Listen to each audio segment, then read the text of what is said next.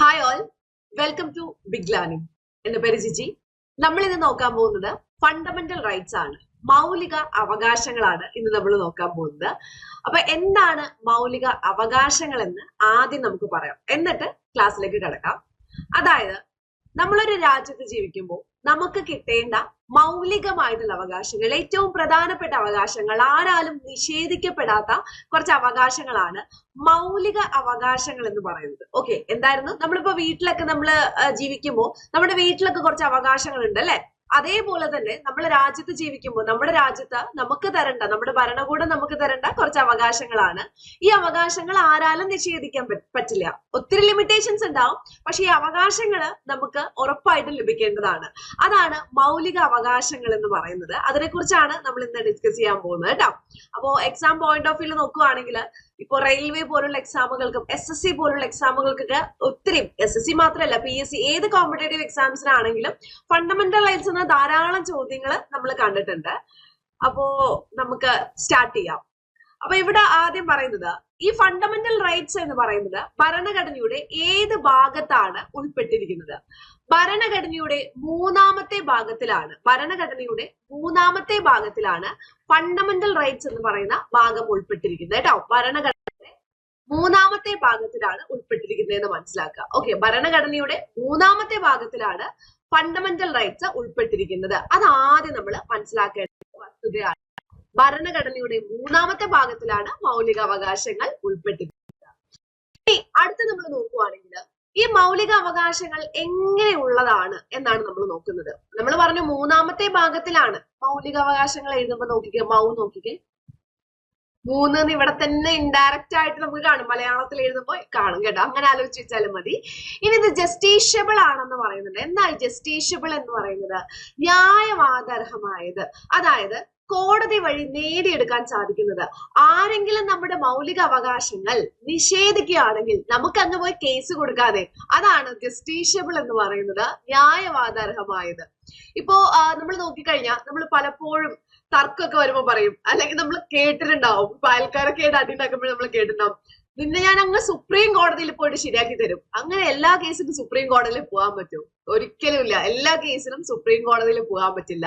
പക്ഷേ എന്തായിരുന്നു ജസ്റ്റീഷ്യബിൾ എന്ന് പറയുമ്പോൾ കോടതികളിൽ പോവാം, അങ്ങ് സുപ്രീം കോടതി വരെ പോവാം എന്നാണ് മൗലികാവകാശത്തിന്റെ പ്രത്യേകത.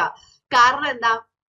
സുപ്രീം കോടതി എന്ന് പറയുന്നത് മൗലിക അവകാശങ്ങളുടെ സംരക്ഷകനാണ്. Guardian of the fundamental rights എന്നാണ് സുപ്രീം കോടതിയെ പറയുന്നത്. മൗലിക അവകാശങ്ങൾക്ക് ഒരു സംരക്ഷകനുണ്ട്. ആ സംരക്ഷകന്റെ പേരാണ് സുപ്രീം കോർട്ട്. അപ്പോ മൗലിക അവകാശങ്ങൾ ആരെങ്കിലും നമുക്ക് തന്നില്ലെങ്കിൽ, അതൊരു പ്രൈവറ്റ് പേഴ്സൺ അഗെയിൻസ്റ്റ് ആണെങ്കിലും ഇനിയിപ്പോ ഗവൺമെന്റിനെതിരായിട്ടാണെങ്കിലും നമുക്ക് അങ്ങ് സുപ്രീം കോടതി വരെ പോവാം. അതാണ് ഇവിടെ പറയുന്നത് കേട്ടോ. ഇനി മൗലിക അവകാശങ്ങൾ എവിടെ നിന്നാണ് നമ്മൾ കടമെടുത്തിരിക്കുന്നത്? കടമെടുത്തിരിക്കുക എന്ന് പറയുമ്പോൾ ശരിക്കും നമ്മൾ ഇൻസ്പയർ ആയതാണ്, അല്ലാതെ കോപ്പി അടിക്കല്ല കേട്ടോ ചെയ്യുന്നത്. മൗലിക അവകാശങ്ങൾ എന്ന് പറയുന്നത് അമേരിക്കൻ ഭരണഘടനയിൽ നിന്നാണ് നമ്മൾ കടമെടുത്തിരിക്കുന്നത്. എവിടെ നിന്നാണ്? അമേരിക്കൻ ഭരണഘടന. അമ്മ എന്ന് ആലോചിക്കുക കേട്ടോ. അമ്മ, ആ ഫോർ അമേരിക്ക, അമ്മ എന്നിങ്ങനെ എഴുതുക, നമ്മൾ ഒരു അമ്മ ആലോചിച്ചാൽ മതി. ഓക്കെ, ആ ഫോർ അമേരിക്ക, മാ ഫോർ മൗലിക അവകാശങ്ങൾ. ഓക്കെ, അങ്ങനെ ആലോചിച്ചാലും മതി. നമ്മൾ എന്തെങ്കിലുമൊക്കെ ആലോചിച്ചിട്ട് കണക്ട് ചെയ്യുക, അത്രയേ ഉള്ളൂ കേട്ടോ. അപ്പോ അഡോപ്റ്റ് ചെയ്തിരിക്കുന്നത് എവിടെ നിന്നാണ്? അമേരിക്കയിൽ നിന്നാണ് അഡോപ്റ്റ് ചെയ്തിരിക്കുന്നത്. മൗലിക അവകാശങ്ങൾ എവിടെ നിന്നാ മനസ്സിൽ പറഞ്ഞേ? അമേരിക്കയിൽ നിന്നാണ് അഡോപ്റ്റ് ചെയ്തിരിക്കുന്നത്. അതുപോലെ മൗലിക അവകാശങ്ങൾ എന്ന് പറയുന്നത് ആബ്സലൂട്ട് അല്ല, പൂർണ്ണമല്ല. ഒത്തിരി ലിമിറ്റേഷൻസ് ഉണ്ട്. സംസാരിക്കാൻ എനിക്കൊരു അവകാശം ഉണ്ട് എന്ന് പറഞ്ഞ് ഞാൻ മൈക്ക് എടുത്ത് ഒരാളുടെ ചെവിയുടെ അടുത്ത് പോയിട്ട് ഉറക്കെ സംസാരിച്ചിട്ട് ഞാൻ പറയുവാ അതെന്റെ മൗലിക അവകാശമാണ്. സമ്മതിക്കോ? ഇല്ല. ഒരുപാട് ലിമിറ്റേഷൻസ് മൗലിക അവകാശത്തിലുണ്ട്. ഒരു അവകാശം നമ്മുടെ രാജ്യത്ത് പൂർണ്ണമല്ല, ഒന്നും പൂർണ്ണമല്ല അല്ലെ? നമുക്ക് എക്സ്ട്രീം ആയിട്ടുള്ള അവകാശം ആസ്വദിക്കാനുള്ള ആ ഒരു പവർ തന്ന ബാക്കി ആരുടെങ്കിലൊക്കെ അവകാശം എന്തായിരുന്നു? ഇല്ലാതാവും. അപ്പോ ഒരവകാശവും എന്തായിരുന്നു? പൂർണ്ണമല്ല എന്ന് മനസ്സിലാക്കുക. ഇത് മൗലിക അവകാശങ്ങൾ നമ്മൾ നോക്കിക്കഴിഞ്ഞാൽ പോസിറ്റീവ് റൈറ്റ്സ് ഉണ്ട്, നെഗറ്റീവ് റൈറ്റ്സ് ഉണ്ട് കേട്ടോ. ഇപ്പൊ സാധാരണ പോസിറ്റീവ് റൈറ്റ്സ് എന്ന് പറയുന്നത് ശരിക്കും ഇൻഡിവിജ്വലിലേക്ക് നമുക്ക് കൺട്രോൾ ചെയ്യാൻ പറ്റുന്ന കുറെ റൈറ്റ്സ് ഉണ്ട്. അതൊക്കെ പോസിറ്റീവ് റൈറ്റ്സ് ആയിട്ടാണ് പറയുന്നത്. സ്റ്റേറ്റിനെ കൺട്രോൾ ചെയ്യാൻ, സ്റ്റേറ്റിന് എഗെയിൻസ്റ്റ് ആയിട്ട് നമുക്ക് കൊടുക്കാവുന്ന കുറച്ച് റൈറ്റ്സ് ഉണ്ട്. സ്റ്റേറ്റിനെ ഒന്ന് പിടിച്ചു നിർത്താൻ. സ്റ്റേറ്റ് എന്ന് ഉദ്ദേശിക്കുന്നത് രാഷ്ട്രം എന്നാണ് ഇവിടെ ഉദ്ദേശിക്കുന്നത്. നമ്മുടെ ഭരണഘടനയിലെ സ്റ്റേറ്റ് എന്നാ കൊടുത്തിരിക്കുന്നത്, അല്ലാതെ കൺട്രി എന്നല്ല കേട്ടോ. അപ്പൊ സ്റ്റേറ്റിനെ ഒന്ന് പിടിച്ചു കെട്ടാൻ കുറെ അവകാശങ്ങളുണ്ട്. ഇപ്പൊ ഫോർ എക്സാമ്പിൾ ആർട്ടിക്കൽ 21 നമുക്ക് എന്താണ് ജീവിക്കാനും അതുപോലെ തന്നെ വ്യക്തി സ്വാതന്ത്ര്യത്തിനുള്ള അവകാശമുണ്ട്. സ്റ്റേറ്റ് അതില് കടന്നു കയറി നമ്മൾ പറയും അവിടെ നിൽക്ക് എന്ന് പറയും. അപ്പൊ സ്റ്റേറ്റിന് എഗെയിൻസ്റ്റ് ആയിട്ടും ചില അവകാശങ്ങൾ നമുക്ക് ഉപയോഗിക്കാം. അതിന് നെഗറ്റീവ് റൈറ്റ്സ് എന്നാണ് പറയുന്നത് കേട്ടോ. ഇനി മൗലിക അവകാശങ്ങളുടെ ശില്പി ആരാണ്? ആരാണ് മൗലിക അവകാശങ്ങളുടെ ശില്പി? മൗലിക അവകാശങ്ങളുടെ ശില്പി എന്ന് പറയുന്നത് സർദാർ വല്ലഭായ് പട്ടേലാണ് കേട്ടോ. സർദാർ വല്ലഭായ് പട്ടേലാണ് മൗലിക അവകാശങ്ങളുടെ ശില്പി. അപ്പൊ ആരാണ് മൗലിക അവകാശങ്ങളുടെ ശില്പി? സർദാർ വല്ലഭായ് പട്ടേലാണ് മൗലിക അവകാശങ്ങളുടെ ശില്പി. ക്ലാസ് തന്നെ പഠിക്കുക. ഓക്കെ, ക്ലാസ് തന്നെ സെറ്റ് ആയിട്ട് നിങ്ങൾ പഠിച്ചുകൊണ്ടിരിക്കുക കേട്ടോ. കാരണം 1 hour ഇവിടെ നമ്മൾ സ്പെൻഡ് ചെയ്യുമ്പോൾ അത് കംപ്ലീറ്റ് ആയിട്ട് സ്പെൻഡ് ചെയ്യുവാണെങ്കിൽ ഉറപ്പായിട്ടും പിന്നെ നിങ്ങൾ നോട്ട് വായിക്കുന്ന സമയത്ത് നിങ്ങൾക്ക് ഒരു റിവിഷൻ ആയിട്ട് അത് വായിക്കേണ്ടി വരുള്ളൂ. ഇനി മൗലിക അവകാശം സംബന്ധിച്ച് 3 ഇയറും കൂടി പഠിക്കണം. INC-യുമായിട്ട് റിലേറ്റ് ചെയ്ത 3 ഇയേഴ്സും കൂടി പഠിക്കണം. ഏതൊക്കെയാ ഇയേഴ്സ് നോക്കാം. ആദ്യത്തെ എന്തായിരുന്നു? 1927 മദ്രാസ് കോൺഗ്രസ് സെഷൻ. അപ്പോ ഇതില് ആരാണ് പ്രസിഡന്റ്? ഡോക്ടർ MA ഹൻസാരി ആണ്. ഓക്കെ, MA ഹൻസാരി ആണ്. ഓക്കെ, മുഖ്താർ അഹമ്മദ് അൻസാരി, അത് MA അൻസാരി എന്നാണ് സിമ്പിൾ ആയിട്ട് നമ്മൾ പറയാ. ഓക്കെ, ഡോക്ടർ MA ഹൻസാരി ആയിരുന്നു 1927 മദ്രാസ് കോൺഗ്രസ് സെഷനിലെ അധ്യക്ഷൻ എന്ന് പറയുന്നത്. അപ്പൊ ഇദ്ദേഹത്തിന്റെ അധ്യക്ഷതയിൽ നടന്ന ഒരു സമ്മേളനത്തില് മദ്രാസ് കോൺഗ്രസ് സെഷനിൽ വെച്ചിട്ടാണ് എന്തെന്ന് പറയുന്നത്, ഫണ്ടമെന്റൽ റൈറ്റ്സിന്റെ ഡിക്ലറേഷൻ ആയിരിക്കും ഭാവി ഇന്ത്യയുടെ അടിസ്ഥാനം എന്ന് പറയുന്നത്. എന്താ പറയുന്നത്? ഫണ്ടമെന്റൽ റൈറ്റ്സിന്റെ ഡിക്ലറേഷൻ ആയിരിക്കും ഭാവി ഇന്ത്യയുടെ അടിസ്ഥാനം എന്നാണ് പറയുന്നത്. അപ്പൊ ഫണ്ടമെന്റൽ റൈറ്റ്സിന്റെ ഡിക്ലറേഷൻ ഭാവി ഇന്ത്യയുടെ അടിസ്ഥാനം എന്ന് പറഞ്ഞ സെഷൻ ഏതാണ്? 1927 മദ്രാസ് കോൺഗ്രസ് സെഷൻ. 1927 മദ്രാസ് കോൺഗ്രസ് സെഷന്റെ പ്രസിഡന്റ് ആരാണ്? MA ഹൻസാരിയാണ്. ക്ലിയർ? അത് കഴിഞ്ഞ് രണ്ടാമത്തെ ഒരു ഇയർ പഠിക്കുന്നത് 1928. ഇത് ഇൻഡിവിജ്വൽ ആയിട്ട് ഇയർ ചോദിക്കാറുണ്ട്. നെഹ്റു റിപ്പോർട്ടാണ്. ഓക്കെ, എന്തായിരുന്നു 1928 നടക്കുന്നത്? നെഹ്റു റിപ്പോർട്ടാണ് നടക്കുന്നത്. അപ്പൊ നെഹ്റു റിപ്പോർട്ടിലാണ് ആദ്യമായിട്ട് ജനങ്ങൾക്ക് ഗ്യാരണ്ടി ചെയ്യുന്ന ഒരു സെറ്റ് ഓഫ് അവകാശങ്ങൾ പറയുന്നത്. എന്തായിരുന്നു? ജനങ്ങൾക്ക് ഗ്യാരണ്ടി ചെയ്യുന്ന കുറച്ച് സെറ്റ് ഓഫ് അവകാശങ്ങൾ എന്താ പറയുന്നത്? അതാണ് നെഹ്റു റിപ്പോർട്ടിൽ പറയുന്നത്.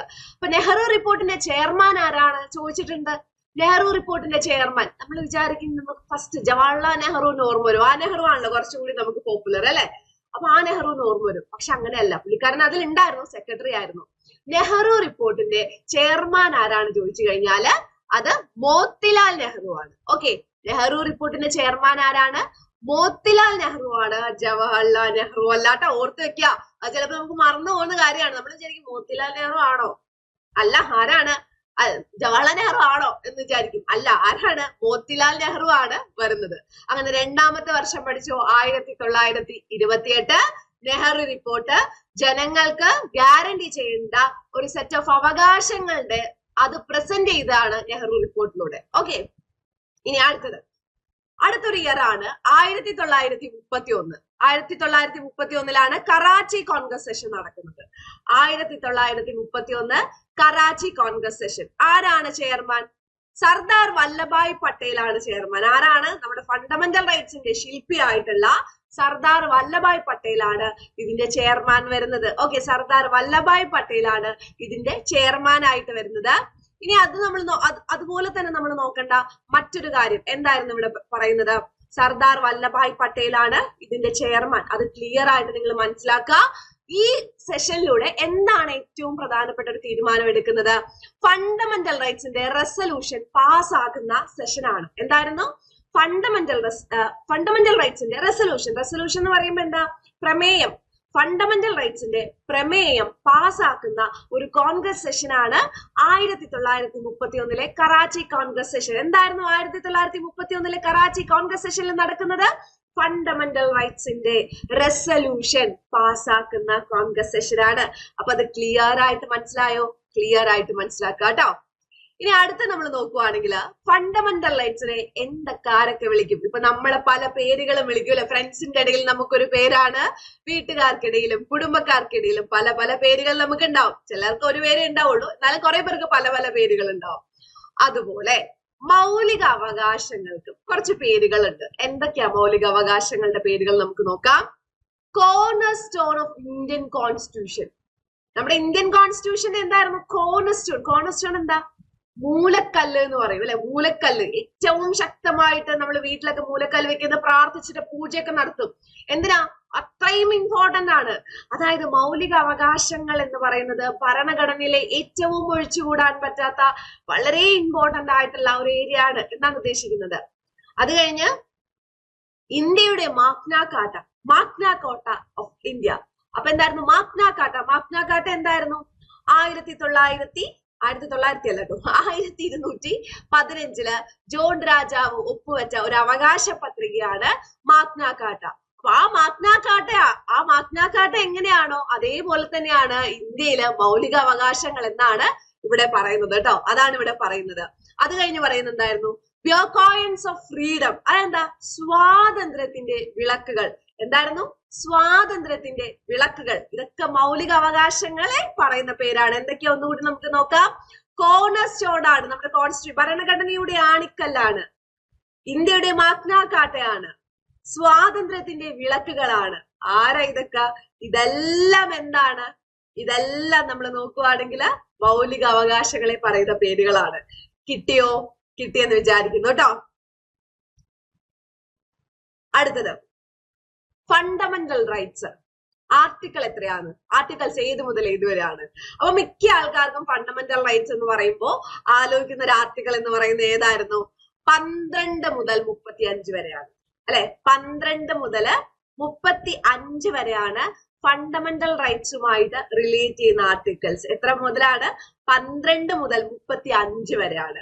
പക്ഷെ നമ്മൾ മനസ്സിലാക്കേണ്ട കാര്യം, ഓപ്ഷൻ എ എന്ന് പറഞ്ഞിട്ട് ചിലപ്പോൾ തരും 14 മുതൽ 32 വരെ. അങ്ങനെയാണെങ്കിൽ ആദ്യം നമ്മൾ വിചാരിക്കുന്നത് 14 മുതൽ 32 വരെ എന്നായിരിക്കും. എന്താന്ന് പറഞ്ഞുതരാം. അങ്ങനെ നമ്മുടെ മനസ്സിൽ വരാനുള്ള കാരണം എന്താന്ന് പറഞ്ഞുതരാം. പിന്നെ ഒട്ടും നിങ്ങൾ പഠിച്ചിട്ടില്ലെങ്കിൽ നിങ്ങൾക്ക് ഇതൊന്നും ഓർമ്മ വരില്ല.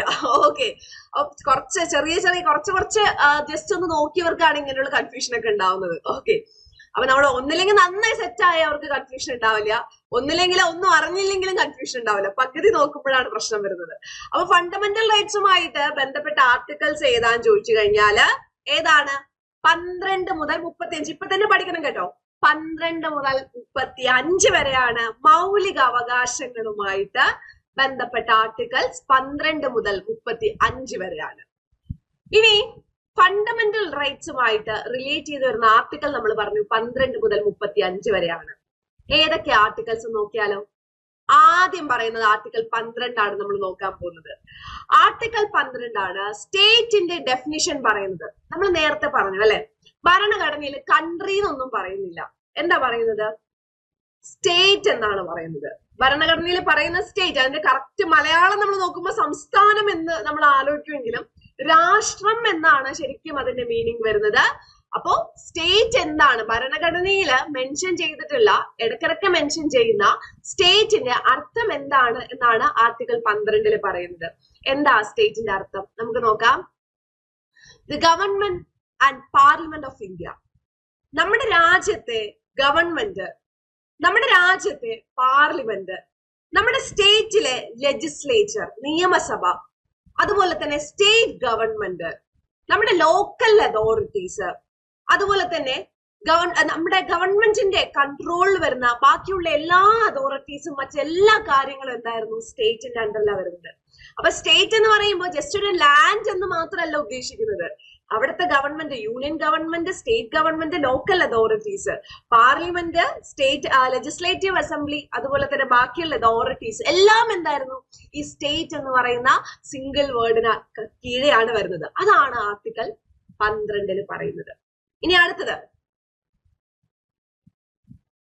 ആർട്ടിക്കിൾ 13 എന്താ പറയുന്നത്? ആർട്ടിക്കിൾ 13 അതായത് ഫണ്ടമെന്റൽ റൈറ്റ്സുമായിട്ട് പൊരുത്തപ്പെടാത്ത ഏതെങ്കിലും നിയമങ്ങൾ വരുവാണെങ്കിൽ, ഫണ്ടമെന്റൽ റൈറ്റ്സുമായിട്ട് പൊരുത്തപ്പെടാത്ത ഏതെങ്കിലും നിയമങ്ങൾ വരികയാണെങ്കിൽ അതെന്ത് ചെയ്യാണ്, നമ്മൾ നൈസായിട്ട് അങ്ങോട്ട് റദ്ദാക്കും. നമ്മളല്ല, കോടതി റദ്ദാക്കുന്നാണ് പറയുന്നത്. അത് നിലനിൽക്കില്ല എന്നാണ് പറയുന്നത്.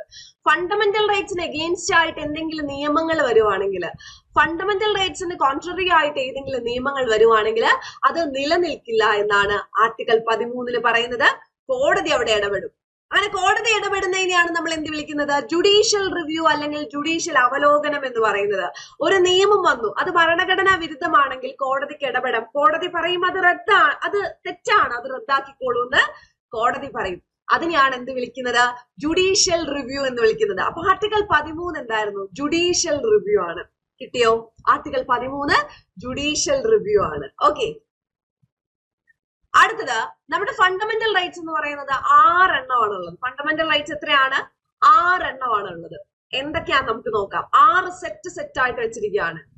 ആദ്യം പറയുന്നു റൈറ്റ് ഇക്വാലിറ്റി. എന്താ പറയുന്നത്, റൈറ്റ് ഇക്വാലിറ്റി ആണ് ആദ്യം പറയുന്നത്. റൈറ്റ് ഇക്വാലിറ്റി ആർട്ടിക്കിൾ 14 മുതൽ 18 വരെയാണ് റൈറ്റ് ഇക്വാലിറ്റിയുമായി ബന്ധപ്പെട്ടിരിക്കുന്നത്.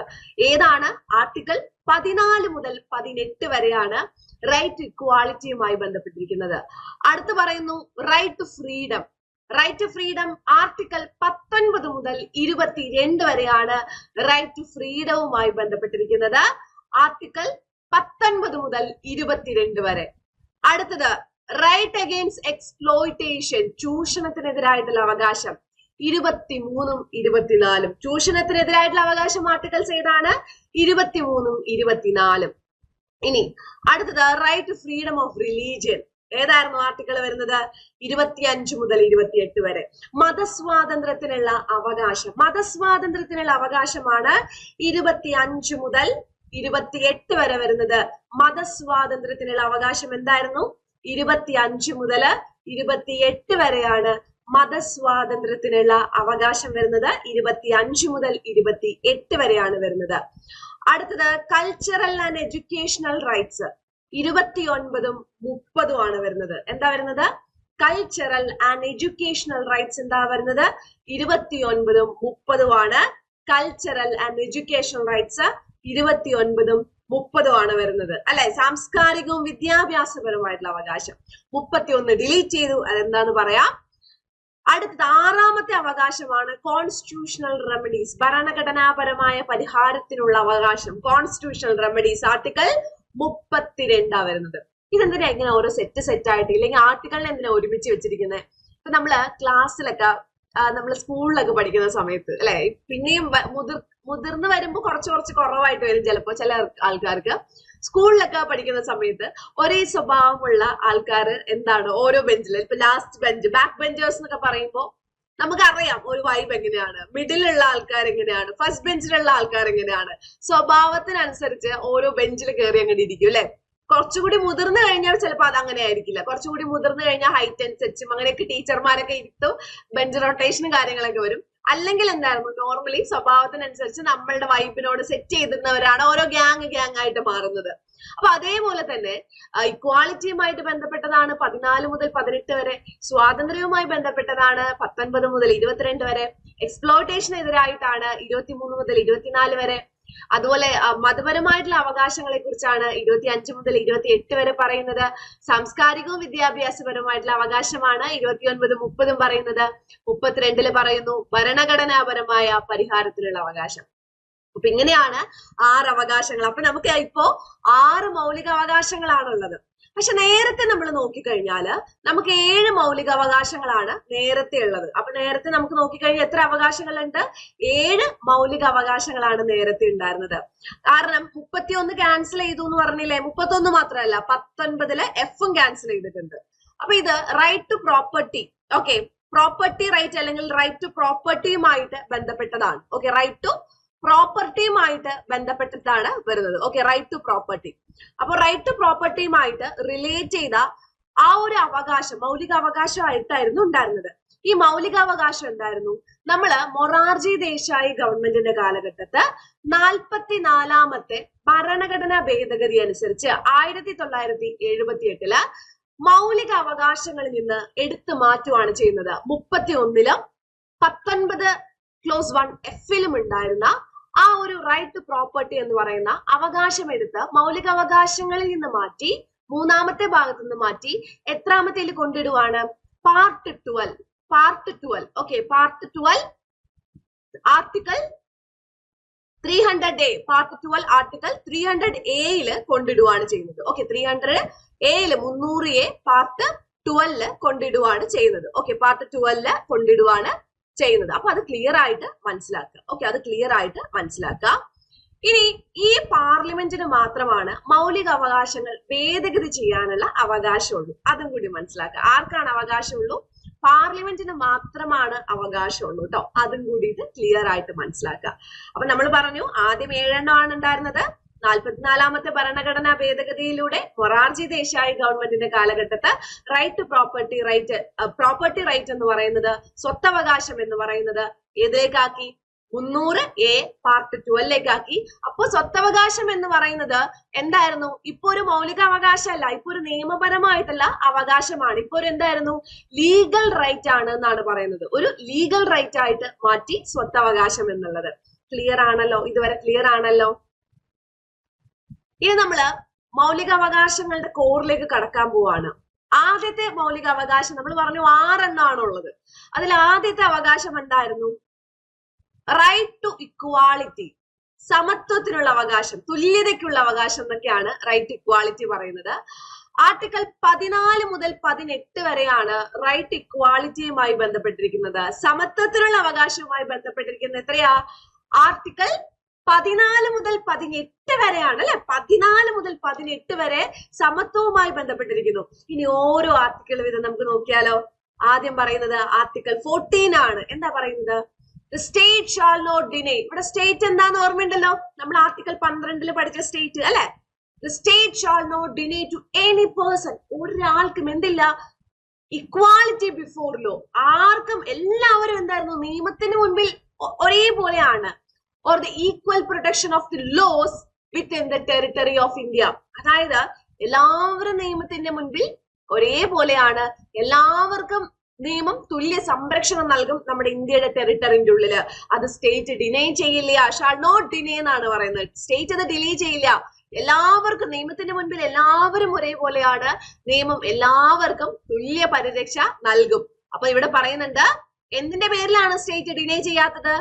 Religion, race, caste, sex or place of birth. അതായത് മതത്തിന്റെ പേരിലോ ജാതിയുടെ പേരിലോ വംശത്തിന്റെ പേരിലോ ലിംഗത്തിന്റെ പേരിലോ ജന്മസ്ഥലത്തിന്റെ പേരിലോ ഒന്നും എന്ത് ചെയ്യില്ല? സ്റ്റേറ്റ് ഡിനേ ചെയ്യില്ല എന്നാണ് പറയുന്നത്. ഒന്നിന്റെ പേരിൽ നമ്മൾ നോക്കിക്കഴിഞ്ഞാല് സ്റ്റേറ്റിന് ഡിനേ ചെയ്യാൻ പറ്റില്ല. അതാണ് ആർട്ടിക്കിൾ 14 പറയുന്നത്. ആർട്ടിക്കിൾ 14 പറയുന്നത് എന്തായിരുന്നു? നമ്മള് ജാതിയുടെ പേരിലോ മതത്തിന്റെ പേരിലോ കാസ്റ്റിന്റെ പേരിലോ സെക്സിന്റെ പേരിലോ അല്ലെങ്കിൽ പ്ലേസ് ഓഫ് ബർത്തിന്റെ പേരിലോ ഒന്നിന്റെ പേരിലും നിയമം എന്തായിരുന്നു?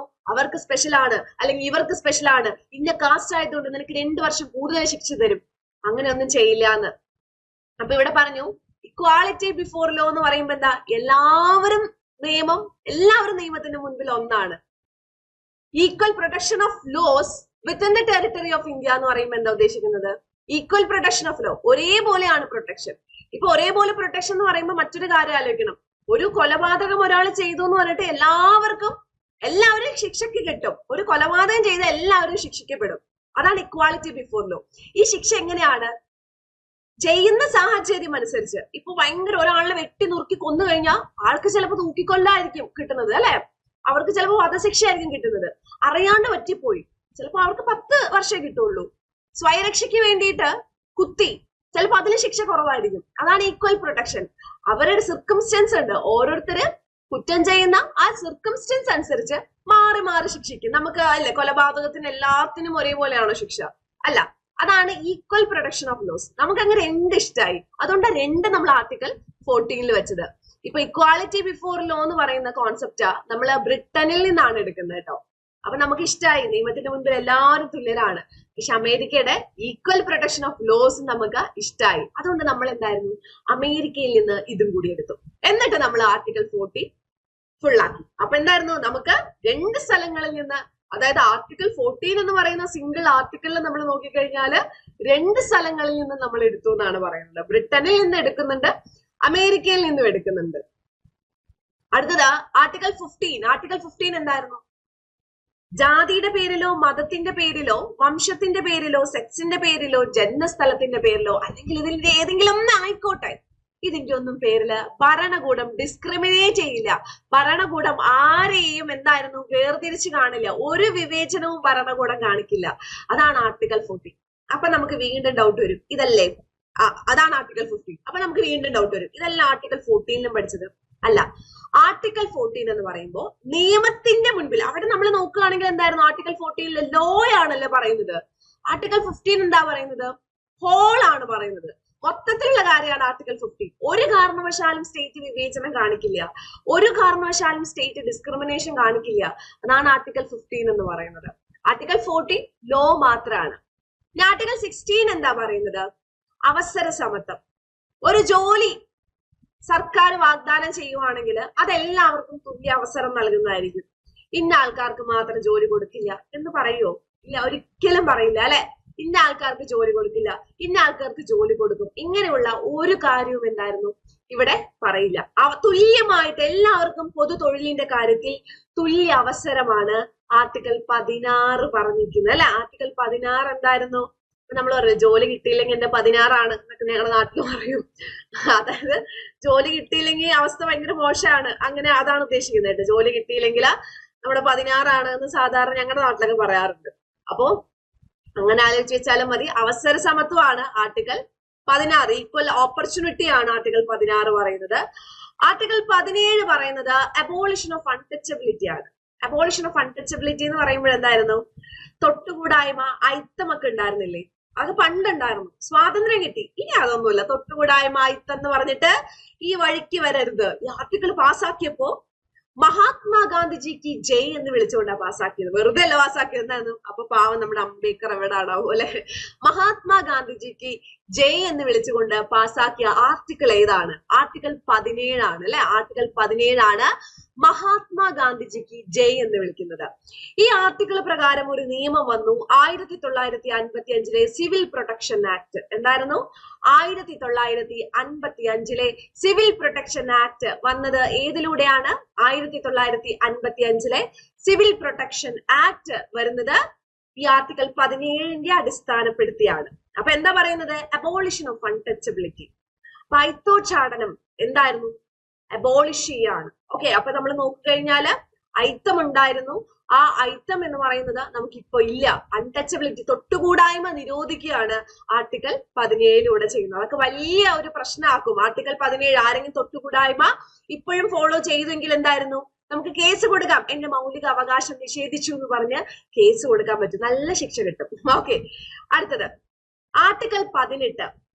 പണ്ട് ഒത്തിരി ടൈറ്റിൽസ് ഒക്കെ ഉണ്ടായിരുന്നു അല്ലെ, വലിയ വലിയ ടൈറ്റിൽസും മറ്റു കാര്യങ്ങളൊക്കെ ഉണ്ടായിരുന്നു. ഇപ്പൊ എന്താ പറയുന്നത്? അങ്ങനെയുള്ള ടൈറ്റിൽസ് ഒന്നും വേണ്ട, എല്ലാവരും ഒന്നാണ്. ജനങ്ങൾ എല്ലാവരും എന്തായിരുന്നു? ഒരേപോലെ തുല്യരാണ് എന്നാണ് പറയുന്നത്. ജനങ്ങള് എല്ലാവരും തുല്യരാണ്.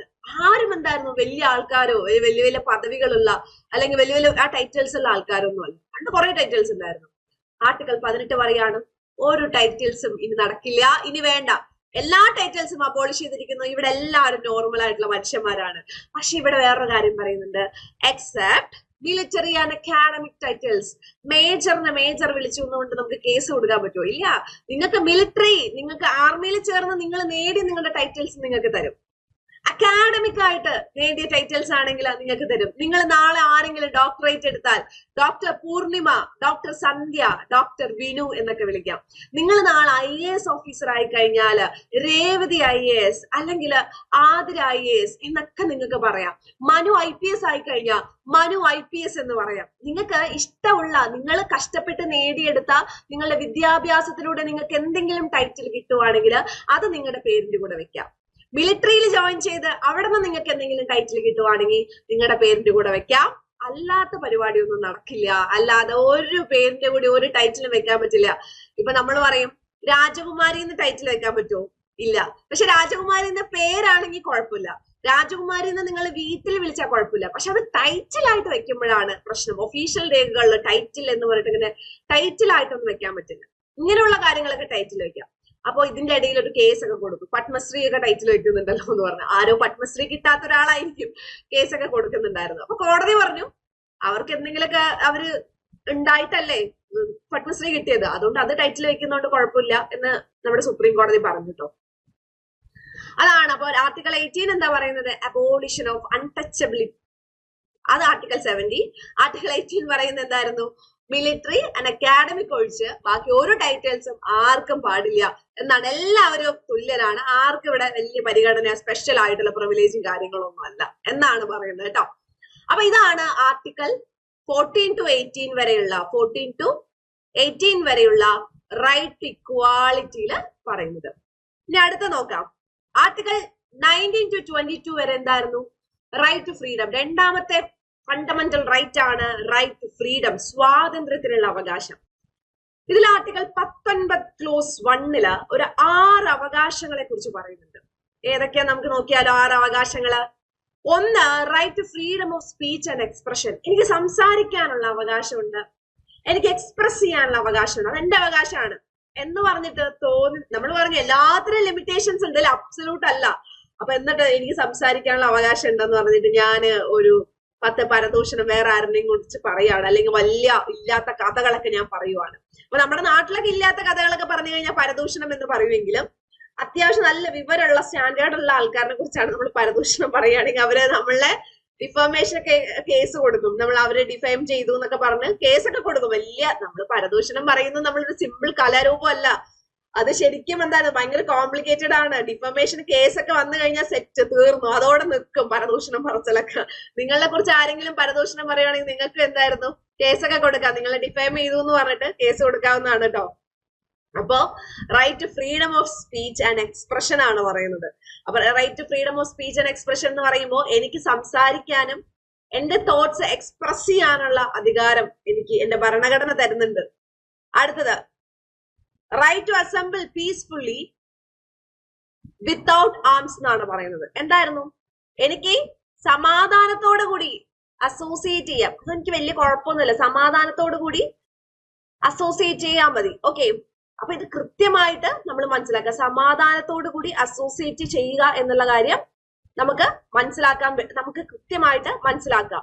അപ്പൊ സമാധാനത്തോടു കൂടി അസോസിയേറ്റ് ചെയ്യുമ്പോൾ എന്തായിരുന്നു? വലിയ പ്രശ്നം നമുക്ക് വരുന്നില്ല. നമ്മൾ പീസ്ഫുള്ളി ആണ്, സമാധാനത്തോടു കൂടി. അപ്പൊ നമുക്ക് എന്തെങ്കിലും നാളെ സമ്മേളനങ്ങളൊക്കെ നടത്തുവാണെങ്കിൽ, ഇപ്പൊ നിങ്ങൾ നാളെ ബിഗ് ലേണിംഗിന്റെ നിങ്ങൾ എല്ലാവരും പാസ്സായി എന്ന് വിചാരിക്കുക, എല്ലാവർക്കും ജോലി കിട്ടി. അപ്പൊ നമ്മൾ എന്തായിരുന്നു? ഒരു സമ്മേളനം നടത്തിയിട്ട് നിങ്ങളൊരു ആദരിക്കുവാണ്, ഗിഫ്റ്റ് ഒക്കെ തരാൻ വേണ്ടി ആദരിക്കുവാണ്.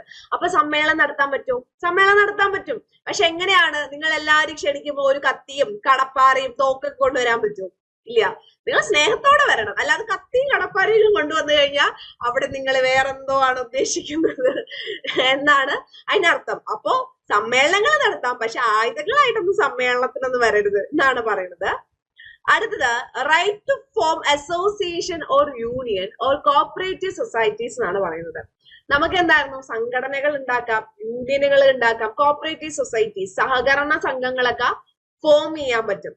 അപ്പൊ ഇവിടെ നമ്മൾ നോക്കുവാണെങ്കിൽ എന്ത് സംഘടനകൾ ഉണ്ടാക്കാം, പക്ഷെ നിയമവിധേയമായിരിക്കണം.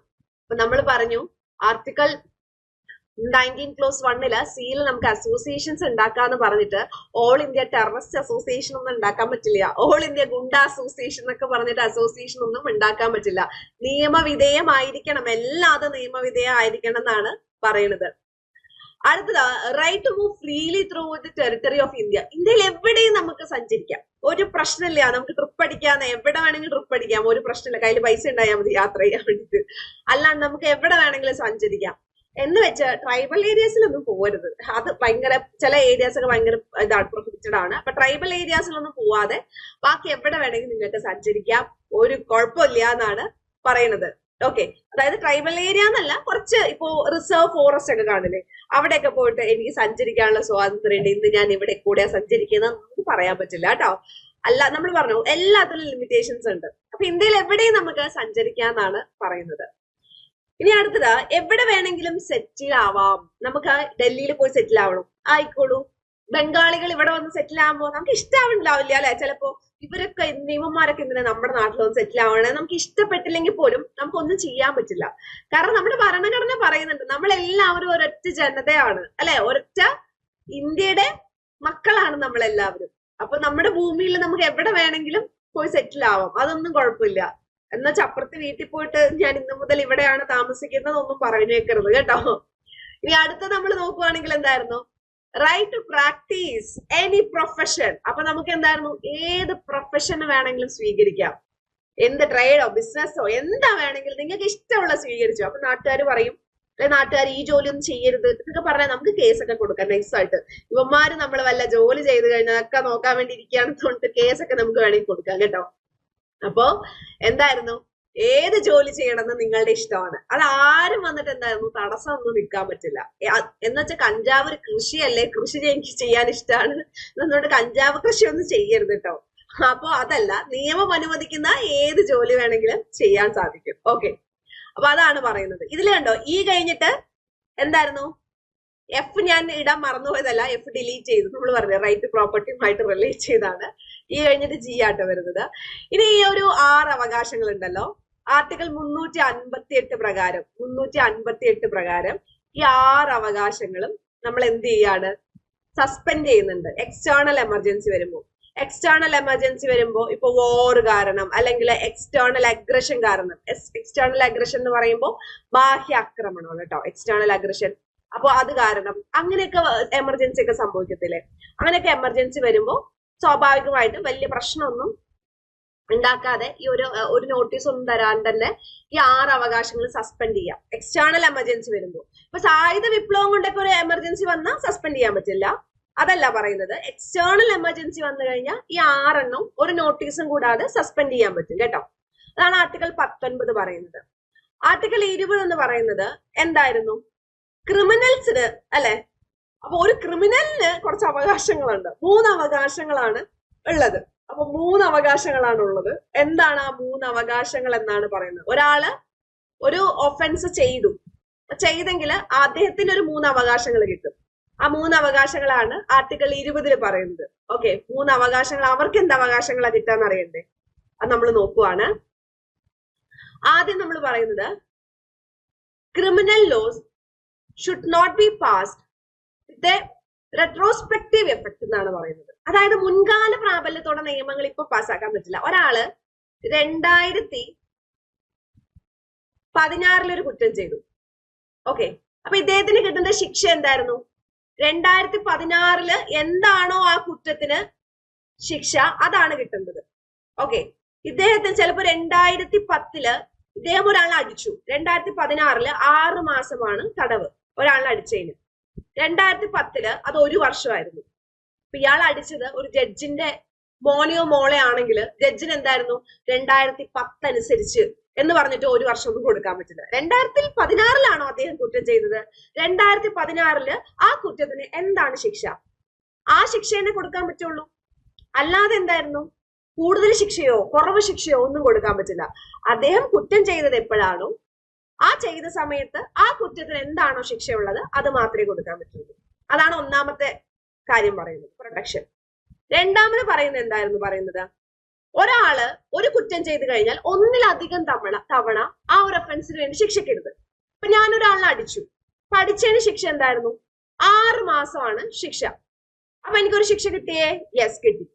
അത് കഴിഞ്ഞ് നമ്മള് അടിച്ചത് ജഡ്ജിന് അറിയുന്ന ഒരാളാണെന്ന് പറഞ്ഞിട്ട് സെയിം കാര്യത്തിന് ഒരു 6 മാസം കൂടി കിടക്കട്ടെ അല്ലെങ്കിൽ ഒരു 2 മാസം കൂടി കിടക്കട്ടെ എന്ന് പറഞ്ഞിട്ട് വീണ്ടും സെയിം ഒഫൻസിന് ശിക്ഷിക്കുകയാണെങ്കിൽ അത് പറ്റില്ല. ഒരു കുറ്റം ചെയ്ത ആൾക്ക് ഒരു ശിക്ഷയാണ് കൊടുക്കേണ്ടത്. അല്ലാതെ സെയിം ഒരു കുറ്റത്തിന് തന്നെ 5-6 ശിക്ഷകൾ അടുപ്പിച്ചടുപ്പിച്ച് തലങ്ങും വിലങ്ങൊന്നും കൊടുക്കാൻ പറ്റില്ല. കൊടുക്കുമ്പോ എല്ലാം കൂടി ഒറ്റ കൊടുത്തേക്കണം, എല്ലാം കൂടിയിട്ട്. ഓക്കെ, അതാണ് പറയുന്നത്. മൂന്നാമത് പറയുന്നത് എന്തായിരുന്നു പറയുന്നത്, ഒരാളെ അയാൾക്കെതിരായിട്ട് തന്നെ സാക്ഷി പറയിക്കാൻ പറ്റില്ല. ഇപ്പൊ നമ്മൾ നോക്കുവാണെങ്കിൽ അയാൾ ഇപ്പൊ ഒരു കുറ്റം ചെയ്തു, ഞാൻ ഒരു കൊലപാതകം ചെയ്തു, എന്നിട്ട് ഞാൻ തന്നെ പോയിട്ട് പറയുവാണ് ഞാൻ ഒരു കൊലപാതകം ചെയ്തു, അപ്പൊ തന്നെ എന്നെ അറസ്റ്റ് ചെയ്ത് തൂക്കിക്കൊല്ലൊന്നുമില്ല. അത് കൃത്യമായിട്ട് തെളിയിക്കണം. അല്ലാതെ ഞാൻ കുറ്റം ചെയ്തു അപ്പൊ ഞാൻ തന്നെ എനിക്കെതിരെ സാക്ഷി പറയാ, ആ പരിപാടി നടക്കില്ല. അങ്ങനെയാണെങ്കിൽ സ്വാഭാവികമായിട്ട് 2 അടിയിടിയൊക്കെ കൊടുത്തു കഴിഞ്ഞാൽ അവർക്ക് തന്നെ സാക്ഷി പറയിപ്പിച്ച ഒത്തിരി പ്രശ്നങ്ങളൊക്കെ ഉണ്ടാവില്ല, ഒത്തിരി കേസുകൾ തെളിയിക്കാൻ പറ്റും അങ്ങനെയാകുമ്പോ. കാരണം എന്താ, 2 അടി കൊടുത്താൽ ഞാൻ തന്നെ എല്ലാം ചെയ്ത് ഞാൻ തന്നെ സാക്ഷി എന്ന് പറയും. അപ്പോ എനിക്കെതിരെ തന്നെ സാക്ഷി പറയാൻ പറ്റില്ല. അത് കൃത്യമായിട്ട് തെളിവുകളോടുകൂടി മറ്റുള്ളവർ ഹാജരാക്കണം, എന്നാലും ഞാൻ ഒരു കുറ്റം ചെയ്തു എന്ന് പറഞ്ഞിട്ട് എന്നെ ശിക്ഷിക്കാൻ പറ്റുള്ളൂ. ഞാൻ പറഞ്ഞാൽ പോലും എന്തായിരുന്നു എന്നെ ശിക്ഷിക്കില്ല. അതിന് കൃത്യമായിട്ട് തെളിവുകൾ വേണം കോടതിക്ക് മുൻപാകെ. അപ്പോ സ്വയം അയാൾക്കെതിരെ തന്നെ സാക്ഷി പറയാൻ ഒരു പ്രതിയെയും നിർബന്ധിക്കരുത്. അതാണ് മൂന്നാമത്തെ പ്രൊട്ടക്ഷൻ എന്ന് പറയുന്നത് കേട്ടോ. ഇനി ആർട്ടിക്കിൾ 21, അതാണ് ആർട്ടിക്കിൾ 20 എന്ന് പറയുന്നത്. ആർട്ടിക്കിൾ 21 എന്തായിരുന്നു? Right to life and personal liberty എന്നാണ് പറയുന്നത്. അപ്പൊ ഇതിനെ ഫൗണ്ടേഷൻ ഓഫ് ഫണ്ടമെന്റൽ റൈറ്റ്സ് എന്നാണ് പറയുന്നത്. സ്വാഭാവികമായിട്ട് നമുക്ക് മനസ്സിലാക്കാം, ചുമരില്ലെങ്കിൽ ചിത്രം വരയ്ക്കാൻ പറ്റില്ല. റൈറ്റ് ടു ലൈഫ് എന്ന് പറയുന്നത് ബേസിക് ആയിട്ടുള്ള കാര്യമാണ്. ജീവിക്കാനാണ് അവകാശം വരുന്നത്, അല്ലെ? ജീവിക്കണം. നമുക്ക് സ്വാഭാവികമായിട്ട് നമുക്ക് ജീവിച്ചാൽ മാത്രമേ ബാക്കി എന്തും ചെയ്യാൻ പറ്റുള്ളൂ. അതുകൊണ്ട് തന്നെ ഈ ഒരു അവകാശം എന്ന് പറയുന്നത് എന്തായിരുന്നു? മൗലിക അവകാശങ്ങളുടെ അടിത്തറയാണ്. നമ്മൾ ജീവനോടുണ്ടെങ്കിൽ തന്നെ എന്തെങ്കിലും ചെയ്യാൻ പറ്റുള്ളൂ. എനിക്ക് ജീവിക്കാൻ, എനിക്ക് ഇഷ്ടമുള്ള പോലെ ജീവിക്കാം, എനിക്ക് ആരുടെ കൂടെയും ജീവിക്കാം. ഇപ്പൊ പണ്ടൊക്കെ നമ്മൾ ഒളിച്ചോടി പോയി കഴിഞ്ഞാൽ പെണ്ണിന്റെ അടുത്ത് ചോദിക്കും, എവിടെ പോകണം, ആരുടെ കൂടെ പോകണം? ചെറുക്കൻ്റെ കൂടെ പോകണം എന്ന് പറഞ്ഞാൽ ചെറുക്കൻ്റെ കൂടെ വിടും. അപ്പൊ പണ്ടൊക്കെ നാട്ടുകാർ ഇങ്ങനെ ഉണ്ടാക്കി പറയും, ആ പോലീസുകാരും ആ ചെറുക്കന്റെ വീട്ടുകാരും തമ്മിൽ ഭയങ്കര സെറ്റാണ്, അതുകൊണ്ടാണ്, ഇൻഫ്ലുവൻസ് കൊണ്ടാണ്. അങ്ങനെയൊന്നുമില്ല. ഒരു പ്രായപൂർത്തിയായി കഴിഞ്ഞാൽ ഒരു ഇന്ത്യൻ പൗരന് ആരുടെ കൂടെ ജീവിക്കണം, ഏത് വസ്ത്രം ധരിക്കണം, ഏത് ഭക്ഷണം കഴിക്കണം, ഇതൊക്കെ നമ്മുടെ ഇഷ്ടമാണ്. അതാണ് റൈറ്റ് ടു ലൈഫിൽ പറയുന്നത്. പേഴ്സണൽ ലിബർട്ടി, വ്യക്തി സ്വാതന്ത്ര്യം. ഇതിലാണ് നമുക്കൊരു സ്വാതന്ത്ര്യം ഉണ്ട്, നമുക്കൊരു വ്യക്തി സ്വാതന്ത്ര്യം ഉണ്ട്. ആ സ്വാതന്ത്ര്യത്തിൽ ആരും കൈകടത്താൻ പറ്റില്ല. അപ്പൊ പണ്ടൊക്കെ ആണെങ്കിൽ കുറച്ചുകൂടി ഈ വ്യക്തി സ്വാതന്ത്ര്യത്തിനൊന്നും വലിയ വാല്യൂ ഒന്നും കുറെ പേരൊന്നും കൊടുക്കുന്നില്ല. പക്ഷെ ഇപ്പൊ എല്ലാവർക്കും പേഴ്സണൽ സ്പേസ് എന്ന് പറയുന്ന ഒരു കാര്യമുണ്ട്, അല്ലെ? അപ്പൊ അതാണ് പറയുന്നത്. പിന്നെ ഇതിലാണ് റൈറ്റ് ടു പ്രൈവസി വരുന്നത്. വ്യക്തി സ്വാതന്ത്ര്യത്തിലാണ് right to privacy. Right to privacy fundamental rights ആക്കാനുള്ള കേസാണ് കേസ് പുട്ടസ്വാമി കേസ്. കേട്ടിട്ടുണ്ടോ? ഇത് right to privacy fundamental rights ആകാൻ റിലേറ്റ് ചെയ്ത കേസാണ് വരുന്നത്, കേസ് പുട്ടസ്വാമി കേസ്. ഇനി ഈ ഒരു മൗലിക അവകാശത്തെയാണ് സുപ്രീം കോടതി പറയുന്നത് heart and soul of the constitution എന്ന് പറയുന്നത്. ശ്രദ്ധിക്കുക, heart and soul of the constitution എന്ന് ആർട്ടിക്കിൾ 32 പറയുന്നുണ്ട്. അതാരാണ്? ഡോക്ടർ BR അംബേദ്കർ ആണ് പറയുന്നത്. ഓക്കെ, ഡോക്ടർ BR അംബേദ്കർ ആണ് പറയുന്നത് മനസ്സിലാക്കുക. അപ്പൊ ഇവിടെ നമ്മൾ നോക്കുവാണെങ്കിൽ BR അംബേദ്കർ 32-നെയാണ് heart and soul of the constitution എന്ന് പറയുന്നത്. ഭരണഘടനയുടെ ഹൃദയവും ആത്മാവും എന്ന് ഡോക്ടർ അംബേദ്കർ പറയുന്നത് ഏതിനാണ്? 32-നാണ്. സുപ്രീം കോടതി പറയുന്നത് ഏതിനാണ്? അത് 21-നാണ്. കൺഫ്യൂഷൻ പാടില്ല കേട്ടോ. അടുത്തത് article 21A. Article 21A. Article 21A എന്താ പറയുന്നത്? 6 വയസ്സ് മുതൽ 14 വയസ്സ് വരെയുള്ള കുട്ടികൾക്ക് ഫ്രീ ആൻഡ് കമ്പൽസറി എഡ്യൂക്കേഷൻ കൊടുക്കണം. എന്തായിരുന്നു? 6 വയസ്സ് മുതൽ 14 വയസ്സ് വരെയുള്ള കുട്ടികൾക്ക് ഫ്രീ ആൻഡ് കമ്പൽസറി കൊടുക്കണം. ഇത് ശരിക്കും നേരത്തെ ഉണ്ടായിരുന്നില്ല കേട്ടോ. മൗലിക അവകാശങ്ങൾ വന്നപ്പോ തന്നെ ഉണ്ടായിരുന്നില്ല. പിന്നീട് 86ാമത്തെ ഭരണഘടനാ ഭേദഗതി 2002 ഈ article 21A കൂട്ടിച്ചേർത്തതാണ്. Okay, article 21A എന്തായിരുന്നു? പിന്നീട് കൂട്ടിച്ചേർത്തതാണ് ചെയ്യുന്നത്. പിന്നീട് കൂട്ടിച്ചേർക്കുകയാണ് ചെയ്യുന്നത്. 86ാമത്തെ ഭരണഘടനാ ഭേദഗതി പ്രകാരം 2002 കൂട്ടിച്ചേർക്കുകയാണ് ആർട്ടിക്കിൾ 21A. ഇതിലാണ് 6 വയസ്സ് മുതൽ 14 വയസ്സ് വരെയുള്ള കുട്ടികൾക്ക് നിർബന്ധിതവും സൗജന്യവുമായിട്ടുള്ള വിദ്യാഭ്യാസം കൊടുക്കുന്നത്. അതുപോലെ തന്നെ നമ്മൾ നോക്കുകയാണെങ്കിൽ ഇതിനെ ബേസ് ചെയ്തിട്ടാണ്, 21A ബേസ് ചെയ്തിട്ടാണ് റൈറ്റ് ടു എഡ്യൂക്കേഷൻ ആക്ട്, വിദ്യാഭ്യാസ അവകാശം 2010 ഏപ്രിൽ 1 വിദ്യാഭ്യാസ അവകാശ നിയമം വരുന്നുണ്ട്. അത് ഏതിനെ ബേസ് ചെയ്തിട്ടാണ്? ആർട്ടിക്കിൾ 21A ബേസ് ചെയ്തിട്ടാണ് വരുന്നത് കേട്ടോ. ഇനി ആർട്ടിക്കിൾ 22. ആർട്ടിക്കിൾ 22 എന്താ പറയുന്നത്? അതായത് അറസ്റ്റിനും ഡിറ്റൻഷനും, ചില കേസുകളിൽ അറസ്റ്റിനും ഡിറ്റൻഷനും എന്തായിരുന്നു? കുറച്ച് സംരക്ഷണം നൽകുന്നുണ്ട്. അതാണ് പറയുന്നത്. ഇപ്പൊ നമ്മൾ ഒരാളിനെ അറസ്റ്റ് ചെയ്യാണ്, അല്ലെങ്കിൽ എന്തായിരുന്നു, നമ്മൾ ഒരാളിനെ അറസ്റ്റ് ചെയ്യാണ്, അങ്ങനെ അല്ലെങ്കിൽ ഡിറ്റൈൻ ചെയ്യാണ്. ഇതൊക്കെ ചെയ്യുമ്പോൾ ഒരിക്കലും എന്തായിരുന്നു, അദ്ദേഹത്തെ അറിയിക്കാണ്ട് സർപ്രൈസ് ആയിട്ടൊന്നും ചെയ്യാൻ പറ്റില്ല. നാട്ടുകാർക്കൊക്കെ ഒരു സർപ്രൈസ് ആണ്, ഇദ്ദേഹത്തെ ഞങ്ങൾ അറസ്റ്റ് ചെയ്ത് കൊണ്ടുപോവാണ്, റീസൺ ഒന്നും പറയില്ല, അങ്ങനെയൊന്നും പറയാൻ പറ്റില്ല. നമ്മൾ ഒരാളെ അറസ്റ്റ് ചെയ്യുകയാണെങ്കിൽ ആളെ ബോധിപ്പിക്കണം, ഇന്ന കാര്യത്തിന് വേണ്ടിയിട്ടാണ് നിങ്ങൾ അറസ്റ്റ് ചെയ്യുന്നത്. നാളെ ഒരു പോലീസുകാരൻ നമ്മളെ അറസ്റ്റ് ചെയ്യാൻ വരുവാണെങ്കിൽ നമ്മൾ പറയണം, ഓക്കെ, എന്നെ അറസ്റ്റ് ചെയ്യുന്നത് ഇന്ന കാരണം കൊണ്ടാണ്, അല്ലെങ്കിൽ ഈ ഒരു റീസൺ കാരണമാണ് എന്നെ അറസ്റ്റ് ചെയ്യുന്നത് എന്ന് ആര് പറയണം? ആ പോലീസുകാരൻ പറയണം. അത് ക്ലിയർ ആയിട്ട് നമ്മൾ മനസ്സിലാക്കേണ്ട ഒരു കാര്യമാണ്, അല്ലെ? ക്ലിയർ ആയിട്ട് നമ്മൾ മനസ്സിലാക്കേണ്ട കാര്യമാണ്. നമ്മൾ അറസ്റ്റ് ചെയ്യുമ്പോൾ പോലീസുകാരെ അറിയിക്കണം എന്തിനു വേണ്ടിയിട്ടാണ് നമ്മൾ അറസ്റ്റ് ചെയ്തത്. അതാണ് ആർട്ടിക്കിൾ 22 പറയുന്നത്. പിന്നെന്താ പറയുന്നത്? അങ്ങനെ അറസ്റ്റ് ചെയ്ത് കഴിഞ്ഞാൽ 24 മണിക്കൂറിനുള്ളിൽ മജിസ്ട്രേറ്റിന് മുൻപിൽ ഹാജരാക്കണം. അങ്ങനെ അറസ്റ്റ് ചെയ്ത് കഴിഞ്ഞാൽ 24 മണിക്കൂറിനുള്ളിൽ, സിനിമയിലൊക്കെ നമ്മൾ കേൾക്കാറില്ല, 24 മണിക്കൂറിനുള്ളിൽ നിന്നെ മജിസ്ട്രേറ്റിന് മുൻപിൽ ഹാജരാക്കും എന്ന് സിനിമയിൽ കേട്ടിട്ടില്ലേ? ആ സെയിം സംഭവമാണ് പറയുന്നത്. 24 മണിക്കൂറിനുള്ളിൽ നമ്മൾ എന്ത് ചെയ്യാണ്? കൃത്യമായിട്ട് ഇവിടെ ഹാജരാക്കണം മജിസ്ട്രേറ്റിന് മുമ്പിൽ. ആർട്ടിക്കിൾ 22 ആണ്. ഓക്കെ, മനസ്സിലായോ? ആർട്ടിക്കിൾ 19 മുതൽ 22 വരെ റൈറ്റ് ടു ഫ്രീഡം ആണ് നമ്മൾ നോക്കിയത്. ഇനി അടുത്തത് റൈറ്റ് അഗെയിൻസ്റ്റ് എക്സ്പ്ലോയിറ്റേഷൻ ആണ്. Right against exploitation article 23 24 right against exploitation പറയുന്നത്. റൈറ്റ് അഗെയിൻസ്റ്റ് എക്സ്പ്ലോയിറ്റേഷനിൽ നമ്മൾ നോക്കുവാണെങ്കിൽ ആർട്ടിക്കിൾ 23 എന്താ പറയുന്നത്? ആർട്ടിക്കിൾ 23 പറയുന്നത് prohibition of traffic in human എന്നാണ് പറയുന്നത്. അതാ മനുഷ്യക്കടത്ത്. പണ്ടൊക്കെ ഉണ്ടായിരുന്നല്ലോ മനുഷ്യക്കടത്ത്, മനുഷ്യന്മാരെ കടത്തിക്കൊണ്ടുപോയിട്ട് അവരെന്തായിരുന്നു ചൂഷണം ചെയ്യുക, ഗനികളിലൊക്കെ ഇട്ട് പണി എടുപ്പിക്കുക, അങ്ങനെയുള്ള അടിമ പോലെയൊക്കെ ട്രീറ്റ് ചെയ്യുക. അപ്പൊ അങ്ങനെയുള്ള പരിപാടികളൊക്കെ പണ്ടുണ്ടായിരുന്നു. ഇപ്പൊ നമ്മൾ ആ പണ്ടത്തെ കാലമല്ല, സ്വാതന്ത്ര്യം കിട്ടി. ഇനി ഒരു ഹ്യൂമൻ ട്രാഫിക്കിംഗ് ഒന്നും പറ്റത്തില്ല. ആരെയും കടത്തിക്കൊണ്ടുപോയിട്ട് ചൂഷണം ചെയ്യാൻ ഇനി പറ്റില്ല. അതാണ് ആർട്ടിക്കിൾ 23 പറയുന്നത്. ആർട്ടിക്കിൾ 24 പറയുന്നത് ബാലവേല നിരോധനമാണ്. അപ്പൊ ഇവിടെ ബാലൻ ആരാ ചോദിച്ചു കഴിഞ്ഞാൽ 14 വയസ്സിന് താഴെയാണ്. നമ്മൾ ആർട്ടിക്കിൾ 21A ആയിട്ടൊന്ന് കണക്ട് ചെയ്തേ. 6 വയസ്സ് മുതൽ 14 വയസ്സ് വരെയുള്ള കുട്ടികൾ സ്കൂളിൽ പോകണം, അല്ലാതെ ജോലി എടുക്കരുത് എന്നാണ് പറയുന്നത്. എന്തായിരുന്നു? ജോലി എടുക്കരുത്. ബാലവേല 14 വയസ്സ് വരെയുള്ള കുട്ടികൾക്ക് സ്കൂളുണ്ട്, സ്കൂളിൽ പോട്ടെ അല്ലെ. 14 വയസ്സ് വരെയുള്ള കുട്ടികൾക്ക് സ്കൂളുണ്ട്, സ്കൂളിൽ പോട്ടെ എന്നാണ് പറയുന്നത്. ഓക്കെ, സ്കൂളുണ്ട്, സ്കൂളിൽ പോട്ടെ, അല്ലാതെ ജോലി എടുക്കരുത് എന്നാണ് പറയുന്നത്. ബാലവേല നിരോധന നിയമമാണ് വരുന്നത് ഇവിടെ. ആർട്ടിക്കിൾ 24 പറയുന്നു എന്തായിരുന്നു? പ്രൊഹിബിഷൻ ഓഫ് ചൈൽഡ് ലേബർ എന്നാണ് പറയുന്നത്. ബാലവേല നിരോധനം എന്നാണ് പറയുന്നത്.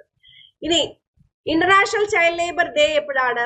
ജൂൺ 12 കേട്ടോ. അത് ജസ്റ്റ് ഇവിടെ ഞാൻ സൂചിപ്പിച്ചെന്ന് മാത്രമേ ഉള്ളൂ. International child labour day June 12 വരുന്നത്. 4ാമത്തെ അവകാശമാണ് right to freedom of religion എന്ന് പറയുന്നത്. Right to freedom of religion article 25 മുതൽ 28 വരെയാണ് right to freedom of religion വരുന്നത്. അല്ല, ആർട്ടിക്കിൾ 25 എന്താ പറയുന്നത്? 25 പറയുന്നത് freedom of conscience, free profession, practice and propagation of religion. അതായത് കൺസൈൻ ചെയ്യാനുള്ള, പ്രൊഫഷൻ ആക്കാനുള്ള, പ്രാക്ടീസ് ചെയ്യാനുള്ള, അതുപോലെ തന്നെ നമുക്ക് ഇത് എന്താ പറയാ നമ്മുടെ പ്രൊപ്പഗേഷൻ ഉള്ളത്. അപ്പൊ ഇവിടെ നമ്മൾ നോക്കുവാണെങ്കിൽ എന്തായിരുന്നു പറയുന്നത്? ആർട്ടിക്കിൾ 25. അപ്പൊ ഓരോന്നിനും അർത്ഥം എന്താ കൺസൈൻസ് എന്ന് പറയുമ്പോൾ അർത്ഥം എന്താ വരുന്നത് അറിയാവോ? എന്താണ് കൺസൈൻസ് എന്ന് പറയുന്നത്? അപ്പോ അവിടെ പറയുന്നത് inner freedom of an individual ആണ് പറയുന്നത്. Inner freedom of an individual. അപ്പോ നമുക്ക് ഇഷ്ടമാണ് ആരെയാണ് പ്രാർത്ഥിക്കേണ്ടതെന്ന് നമ്മളാണ് തീരുമാനിക്കുന്നത്, അല്ലെ? ആരെയാണ് പ്രാർത്ഥിക്കേണ്ടതെന്ന് ആരാ തീരുമാനിക്കുന്നത്? നമ്മളാണ് തീരുമാനിക്കുന്നത്, അല്ലാതെ മറ്റാരുമല്ല. ഓക്കെ, മറ്റാരുമല്ല തീരുമാനിക്കേണ്ടത്, നമ്മളാണ് തീരുമാനിക്കേണ്ടത് എന്നുള്ള ഉത്തമ ബോധ്യം ആർക്ക് വേണം? നമുക്ക് വേണം. അത് നമ്മുടെ ഇഷ്ടമാണ്. ഇപ്പൊ ആരെ നോക്കണം അല്ലെങ്കിൽ ആരെ ഇതാക്കണം എന്നുള്ളത് പ്യോർ ആയിട്ട് എന്തായിരുന്നു? നമ്മുടെ ഇഷ്ടമാണ് എന്നാണ് പറയുന്നത്. ഓക്കെ, നമ്മുടെ ഇഷ്ടമാണ്. അതിൽ വേറെ ആരും എന്തായിരുന്നു ഇടപെടേണ്ട ആവശ്യമില്ല. നമുക്ക് ഇഷ്ടമാണ്. നമ്മുടെ മനസ്സിൽ എന്താണോ ഉള്ളത് അതിനെ മോൾഡ് ചെയ്യാനുള്ള അവകാശം നമുക്കുണ്ട്. ഓക്കെ, നമുക്ക് ഇഷ്ടമുള്ള ആളിനെ ആരാധിക്കാനുള്ള അവകാശം ഉണ്ട്. അതിപ്പോ ഗോഡ് ആണെങ്കിലും ശരി, എന്താണെങ്കിലും ആരാധിക്കാനുള്ള അവകാശം നമുക്ക് തന്നിട്ടുണ്ട്. അതുപോലെ തന്നെ എന്റെ പ്രൊഫസ് എന്ന് പറയുമ്പോൾ എന്തായിരുന്നു? എന്റെ റിലീജിയൻ ഇതാണ്, എന്റെ വിശ്വാസം ഇതാണ് എന്നൊക്കെ ഓപ്പൺലി ഡിക്ലെയർ ചെയ്യാം. ആരെയും നമുക്ക് പേടിക്കേണ്ട കാര്യമില്ല. അത് കൃത്യമായിട്ട് പ്രാക്ടീസ് ചെയ്യാം. നമ്മുടെ വേർഷിപ്പ് എങ്ങനെയാണ്, നമ്മുടെ റിച്വൽ എങ്ങനെയാണ്, അത് കൃത്യമായിട്ട് എന്തായിരുന്നു നമുക്ക് പ്രാക്ടീസ് ചെയ്യാനുള്ള അവകാശം ഇവിടെ വരുന്നുണ്ട്. നമുക്ക് കൃത്യമായിട്ട് അത് പ്രാക്ടീസ് ചെയ്യാം എന്നാണ് പറയുന്നത്. കൃത്യമായിട്ട് നമുക്ക് പ്രാക്ടീസ് ചെയ്യാനുള്ള അവകാശം നമുക്ക് ഇവിടെ ഉണ്ട്. അതുപോലെ തന്നെ എന്താ പറയുന്നത്? എന്റെ റിലീജിയനെ കുറിച്ച് പറയാം. ഇപ്പൊ നമുക്ക് മതസമ്മേളനങ്ങളൊക്കെ കാണുമ്പോൾ അല്ലെങ്കിൽ റോഡിൽ നിന്നൊക്കെ നമുക്ക് റിലീജിയനെ കുറിച്ച് പറയുന്നതൊക്കെ കേട്ടിട്ടില്ലേ? അതെന്തായിരുന്നു? അതിനുള്ള പൂർണ്ണ അവകാശം എന്താന്നേ? എന്റെ റിലീജിയൻ ഇതാണ് എന്ന് പറയാനുള്ള പൂർണ്ണ അവകാശം എന്തായിരുന്നു? അവിടെ ഉണ്ട്. അതാണ് മെയിൻ ആയിട്ടുള്ള കാര്യം. എന്റെ റിലീജിയൻ ഇതാണ് കേട്ടോ, അപ്പൊ ഞാൻ ഇന്ന രീതിയിലാണ് പ്രവർത്തിക്കുക എന്നൊക്കെ പറയാനുള്ള പൂർണ്ണ അവകാശം നമുക്ക് ഉണ്ട്. അപ്പൊ പക്ഷെ വേറെ ഒരു കാര്യമുണ്ട്. എന്റെ റിലീജിയൻ ഇതാണെന്ന് എനിക്ക് മറ്റൊരാളുടെ പറഞ്ഞു കൊടുക്കാം. പക്ഷെ എന്ത് ചെയ്യില്ല, അതെന്ത് ചെയ്യാൻ പാടില്ല? കൺവേർട്ട് ചെയ്യാൻ പറ്റില്ല. അതൊരിക്കലും എന്തായിരുന്നു? റൈറ്റ് ടു കൺവേർട്ട് അല്ല. Okay, it's does not include a right to convert. ഇത് ഒരിക്കലും ഒരാളുടെ മതം മാറ്റാനുള്ളതല്ല. എന്റെ റിലീജിയനെ കുറിച്ചോ എന്റെ ദൈവത്തിനെ കുറിച്ചോ എനിക്ക് മറ്റൊരാളോട് പറഞ്ഞു കൊടുക്കുന്ന കുഴപ്പമില്ല, പക്ഷെ അത് കൺവേർഷൻ ആവുമ്പോഴാണ് തെറ്റാവുന്നത്. ബാക്കിയൊന്നും നമുക്ക് കുഴപ്പമില്ല. അതാണ് ആർട്ടിക്കിൾ 25 പറയുന്നത്. 26 പറയുന്നത് റിലീജിയസ് അഫയേഴ്സ് മാനേജ് ചെയ്യാം. ഇപ്പൊ നമ്മൾ നോക്കുവാണെങ്കിൽ റിലീജിയസ് ഇൻസ്റ്റിറ്റ്യൂഷൻസും ചാരിറ്റബിൾ സൊസൈറ്റീസും അങ്ങനെയുള്ള കുറെ കാര്യങ്ങളുണ്ട്. അതൊക്കെ മെയിൻറ്റെയിൻ ചെയ്യാം, അതൊക്കെ ഫോം ചെയ്യാം. അതുപോലെ തന്നെ റിലീജിയസ് അഫയേഴ്സിലൊക്കെ നമുക്ക് തന്നെ തീരുമാനങ്ങൾ എടുക്കാം, മുഴുവൻ തീരുമാനം നമ്മൾക്ക് എടുക്കാം. അതുപോലെ തന്നെ മൂവബിളും ഇമ്മൂവബിളും ആയിട്ടുള്ള പ്രോപ്പർട്ടി ഒക്കെ അക്വയർ ചെയ്യാം. അപ്പൊ ഇവിടെ നമ്മൾ നോക്കുവാണെങ്കിൽ മൂവബിൾ എന്ന് പറയുമ്പോൾ ഇപ്പൊ കാറ് മൂവ് ചെയ്യാൻ പറ്റുന്നത്, ഇമ്മൂവബിൾ എന്ന് പറയുമ്പോൾ ലാൻഡ്, ബിൽഡിംഗ്, ഇതൊക്കെ ഇമ്മൂവബിൾ ആണ്. അങ്ങനെയുള്ള പ്രോപ്പർട്ടീസ് ഒക്കെ അക്വയർ ചെയ്യാം. പക്ഷെ എന്തായിരുന്നു, നിയമാനുസൃതമായിട്ടാണ്. എല്ലാം ചെയ്യാന്ന് പറഞ്ഞിട്ട് എന്നാ എല്ലാം ചെയ്യാലോ, നമുക്ക് തോന്നുന്നത് പോലെ ചെയ്യാന്നല്ല, എല്ലാം നിയമവിധേയമായിട്ടാണ് ചെയ്യാൻ പറ്റുള്ളൂ കേട്ടോ. അപ്പൊ അതും ക്ലിയർ ആയിട്ട് മനസ്സിലാക്കുക. ഇനി 27 എന്ന് പറയുമ്പോൾ നമുക്ക് ടാക്സ് അടക്കേണ്ട കാര്യമില്ല. ഒരു റിലീജിയനെ, നമ്മുടെ മതേതരത്വ രാജ്യത്താണ് ജീവിക്കുന്നത് അല്ലെ, അപ്പൊ ഒരു റിലീജിയനെ പ്രൊമോട്ട് ചെയ്യാൻ വേണ്ടിയിട്ട് എന്തായിരുന്നു, ടാക്സ് അടയ്ക്കേണ്ട കാര്യമില്ല. ഒരു റിലീജിയനെ പ്രൊമോട്ട് ചെയ്യാൻ വേണ്ടിയിട്ട് നമുക്ക് ടാക്സ് അടയ്ക്കേണ്ട കാര്യമില്ല എന്നാണ് പറയുന്നത്. അപ്പോ നമ്മുടെ മതേതരത്വ രാജ്യമാണ്, എല്ലാവരും ഒരേപോലെയാണ്. അപ്പൊ പബ്ലിക് മണി ഒരു റിലീജിയന്റെ പ്രൊമോഷന് വേണ്ടിയിട്ട് കൊടുക്കാൻ പറ്റില്ല. അടുത്തത് ആർട്ടിക്കിൾ 28 എന്താ പറയുന്നത്, ഇപ്പൊ റിലീജിയസ് ഇൻസ്റ്റിറ്റ്യൂഷൻസിൽ നമ്മൾ നോക്കിക്കഴിഞ്ഞാൽ ചില എഡ്യൂക്കേഷണൽ ഇൻസ്റ്റിറ്റ്യൂഷൻസിൽ മതപഠനങ്ങൾ ഉണ്ടാവും, കാറ്റീസം ഉണ്ടാവും, ഖുർആൻ ഉണ്ടാവും, ഗീത ഉണ്ടാവും, മതപഠനങ്ങളുണ്ട്. അവിടെ പോയി അറ്റൻഡ് ചെയ്യാനുള്ള അവകാശം നമുക്കുണ്ട്, അറ്റൻഡ് ചെയ്യാതിരിക്കാനുള്ള അവകാശം ഉണ്ട് കേട്ടോ. അറ്റൻഡ് ചെയ്യാതിരിക്കാനും അറ്റൻഡ് ചെയ്യാനുള്ള അവകാശവും നമുക്കുണ്ട്. ആരും നമ്മൾ അതിനൊന്നും തടയില്ല. നമ്മുടെ മതേതരത്വ രാജ്യമാണ്. പക്ഷെ ഗവൺമെന്റ് സ്ഥാപനങ്ങളിലെ ഈ മതപഠനമൊന്നും പറ്റില്ല, അതാണ് പറയുന്നത്. അടുത്തത് cultural and educational rights, article 29 30. അതാണ് 5ാമത്തെ അവകാശം എന്ന് പറയുന്നത്. 5ാമത്തെ അവകാശമാണ് കൾച്ചറൽ ആൻഡ് എഡ്യൂക്കേഷണൽ റൈറ്റ്സ് ആണ് പറയുന്നത്. 29 30 ആണ് പറയുന്നത്. കൾച്ചറൽ ആൻഡ് എഡ്യൂക്കേഷണൽ റൈറ്റ്സ് ആണ് പറയുന്നത്. അപ്പൊ ഇവിടെ നമ്മൾ നോക്കുവാണെങ്കിൽ എന്തായിരുന്നു, ആർട്ടിക്കിൾ 29 ഇവിടെ കൾച്ചറൽ ആൻഡ് എഡ്യൂക്കേഷണൽ റൈറ്റ്സ് എന്ന് പറയുമ്പോൾ സാംസ്കാരികവും വിദ്യാഭ്യാസപരമായിട്ടുള്ള അവകാശങ്ങൾ എന്ന് പറയുന്നുണ്ട്. ഇതെന്തായിരുന്നു, ഇത് മൈനോറിറ്റീസിന്റെ അവകാശങ്ങളാട്ടോ. 29 30 എന്ന് ഓർക്കുമ്പോൾ തന്നെ നിങ്ങൾ മനസ്സിൽ എന്താ ആലോചിക്കേണ്ടത്, മൈനോറിറ്റീസിന്റെ അവകാശങ്ങളാണെന്ന് ആലോചിച്ചാൽ മതി. ഇത് മൈനോറിറ്റീസിന്റെ അവകാശങ്ങളാണേ. അപ്പൊ ഇവിടെ നമ്മൾ നോക്കുവാണെങ്കിൽ ഇവിടെ മൈനോറിറ്റീസിന്റെ പ്രൊട്ടക്ഷൻ ആണ് പറയുന്നത്, മൈനോറിറ്റീസിന്റെ പ്രൊട്ടക്ഷൻ ആണ് പറയുന്നത്. അതിൽ 29 ക്ലോസ് 1 എന്താ പറയുന്നത്, അതായത് നമ്മുടെ മൈനോറിറ്റി, നമ്മുടെ 2 വിഭാഗമുണ്ട്. മെജോറിറ്റി എന്ന് പറയുമ്പോൾ ഭൂരിഭാഗം വരുന്ന ആൾക്കാരും മൈനോറിറ്റി ഉണ്ട്. അപ്പൊ മൈനോറിറ്റി എന്ന് പറയുമ്പോൾ ചിലപ്പോൾ അവരുടെ സ്ക്രിപ്റ്റ്, അവരുടെ കൾച്ചർ, അങ്ങനെയുള്ള കുറച്ച്, അതുപോലെ തന്നെ അവരുടെ ലാംഗ്വേജ്, അപ്പൊ ഇതൊക്കെ നമുക്ക് നോക്കുവാണെങ്കിൽ എന്തായിരുന്നു, അതൊക്കെ കൺസേർവ് ചെയ്യാനുള്ള അവകാശമുണ്ട്, അത് പ്രൊട്ടക്ട് ചെയ്യാനുള്ള അവകാശം ഉണ്ട് എന്നാണ് പറയുന്നത്. അതുപോലെ തന്നെ 29 ക്ലോസ് 2 പറയുന്നുണ്ട്, ഈ മൈനോറിറ്റീസിന് ശരിക്കും ഭാഷയുടെയോ അതുപോലെ തന്നെ കാസ്റ്റിന്റെയോ റിലീജിയന്റെയോ റേസിന്റെയോ അടിസ്ഥാനത്തില് ഇപ്പൊ എഡ്യൂക്കേഷണൽ ഇൻസ്റ്റിറ്റ്യൂഷൻസിൽ എന്ത് ചെയ്യാൻ പറ്റില്ല, അഡ്മിഷൻ ഡിനൈ ചെയ്യാൻ പറ്റില്ല.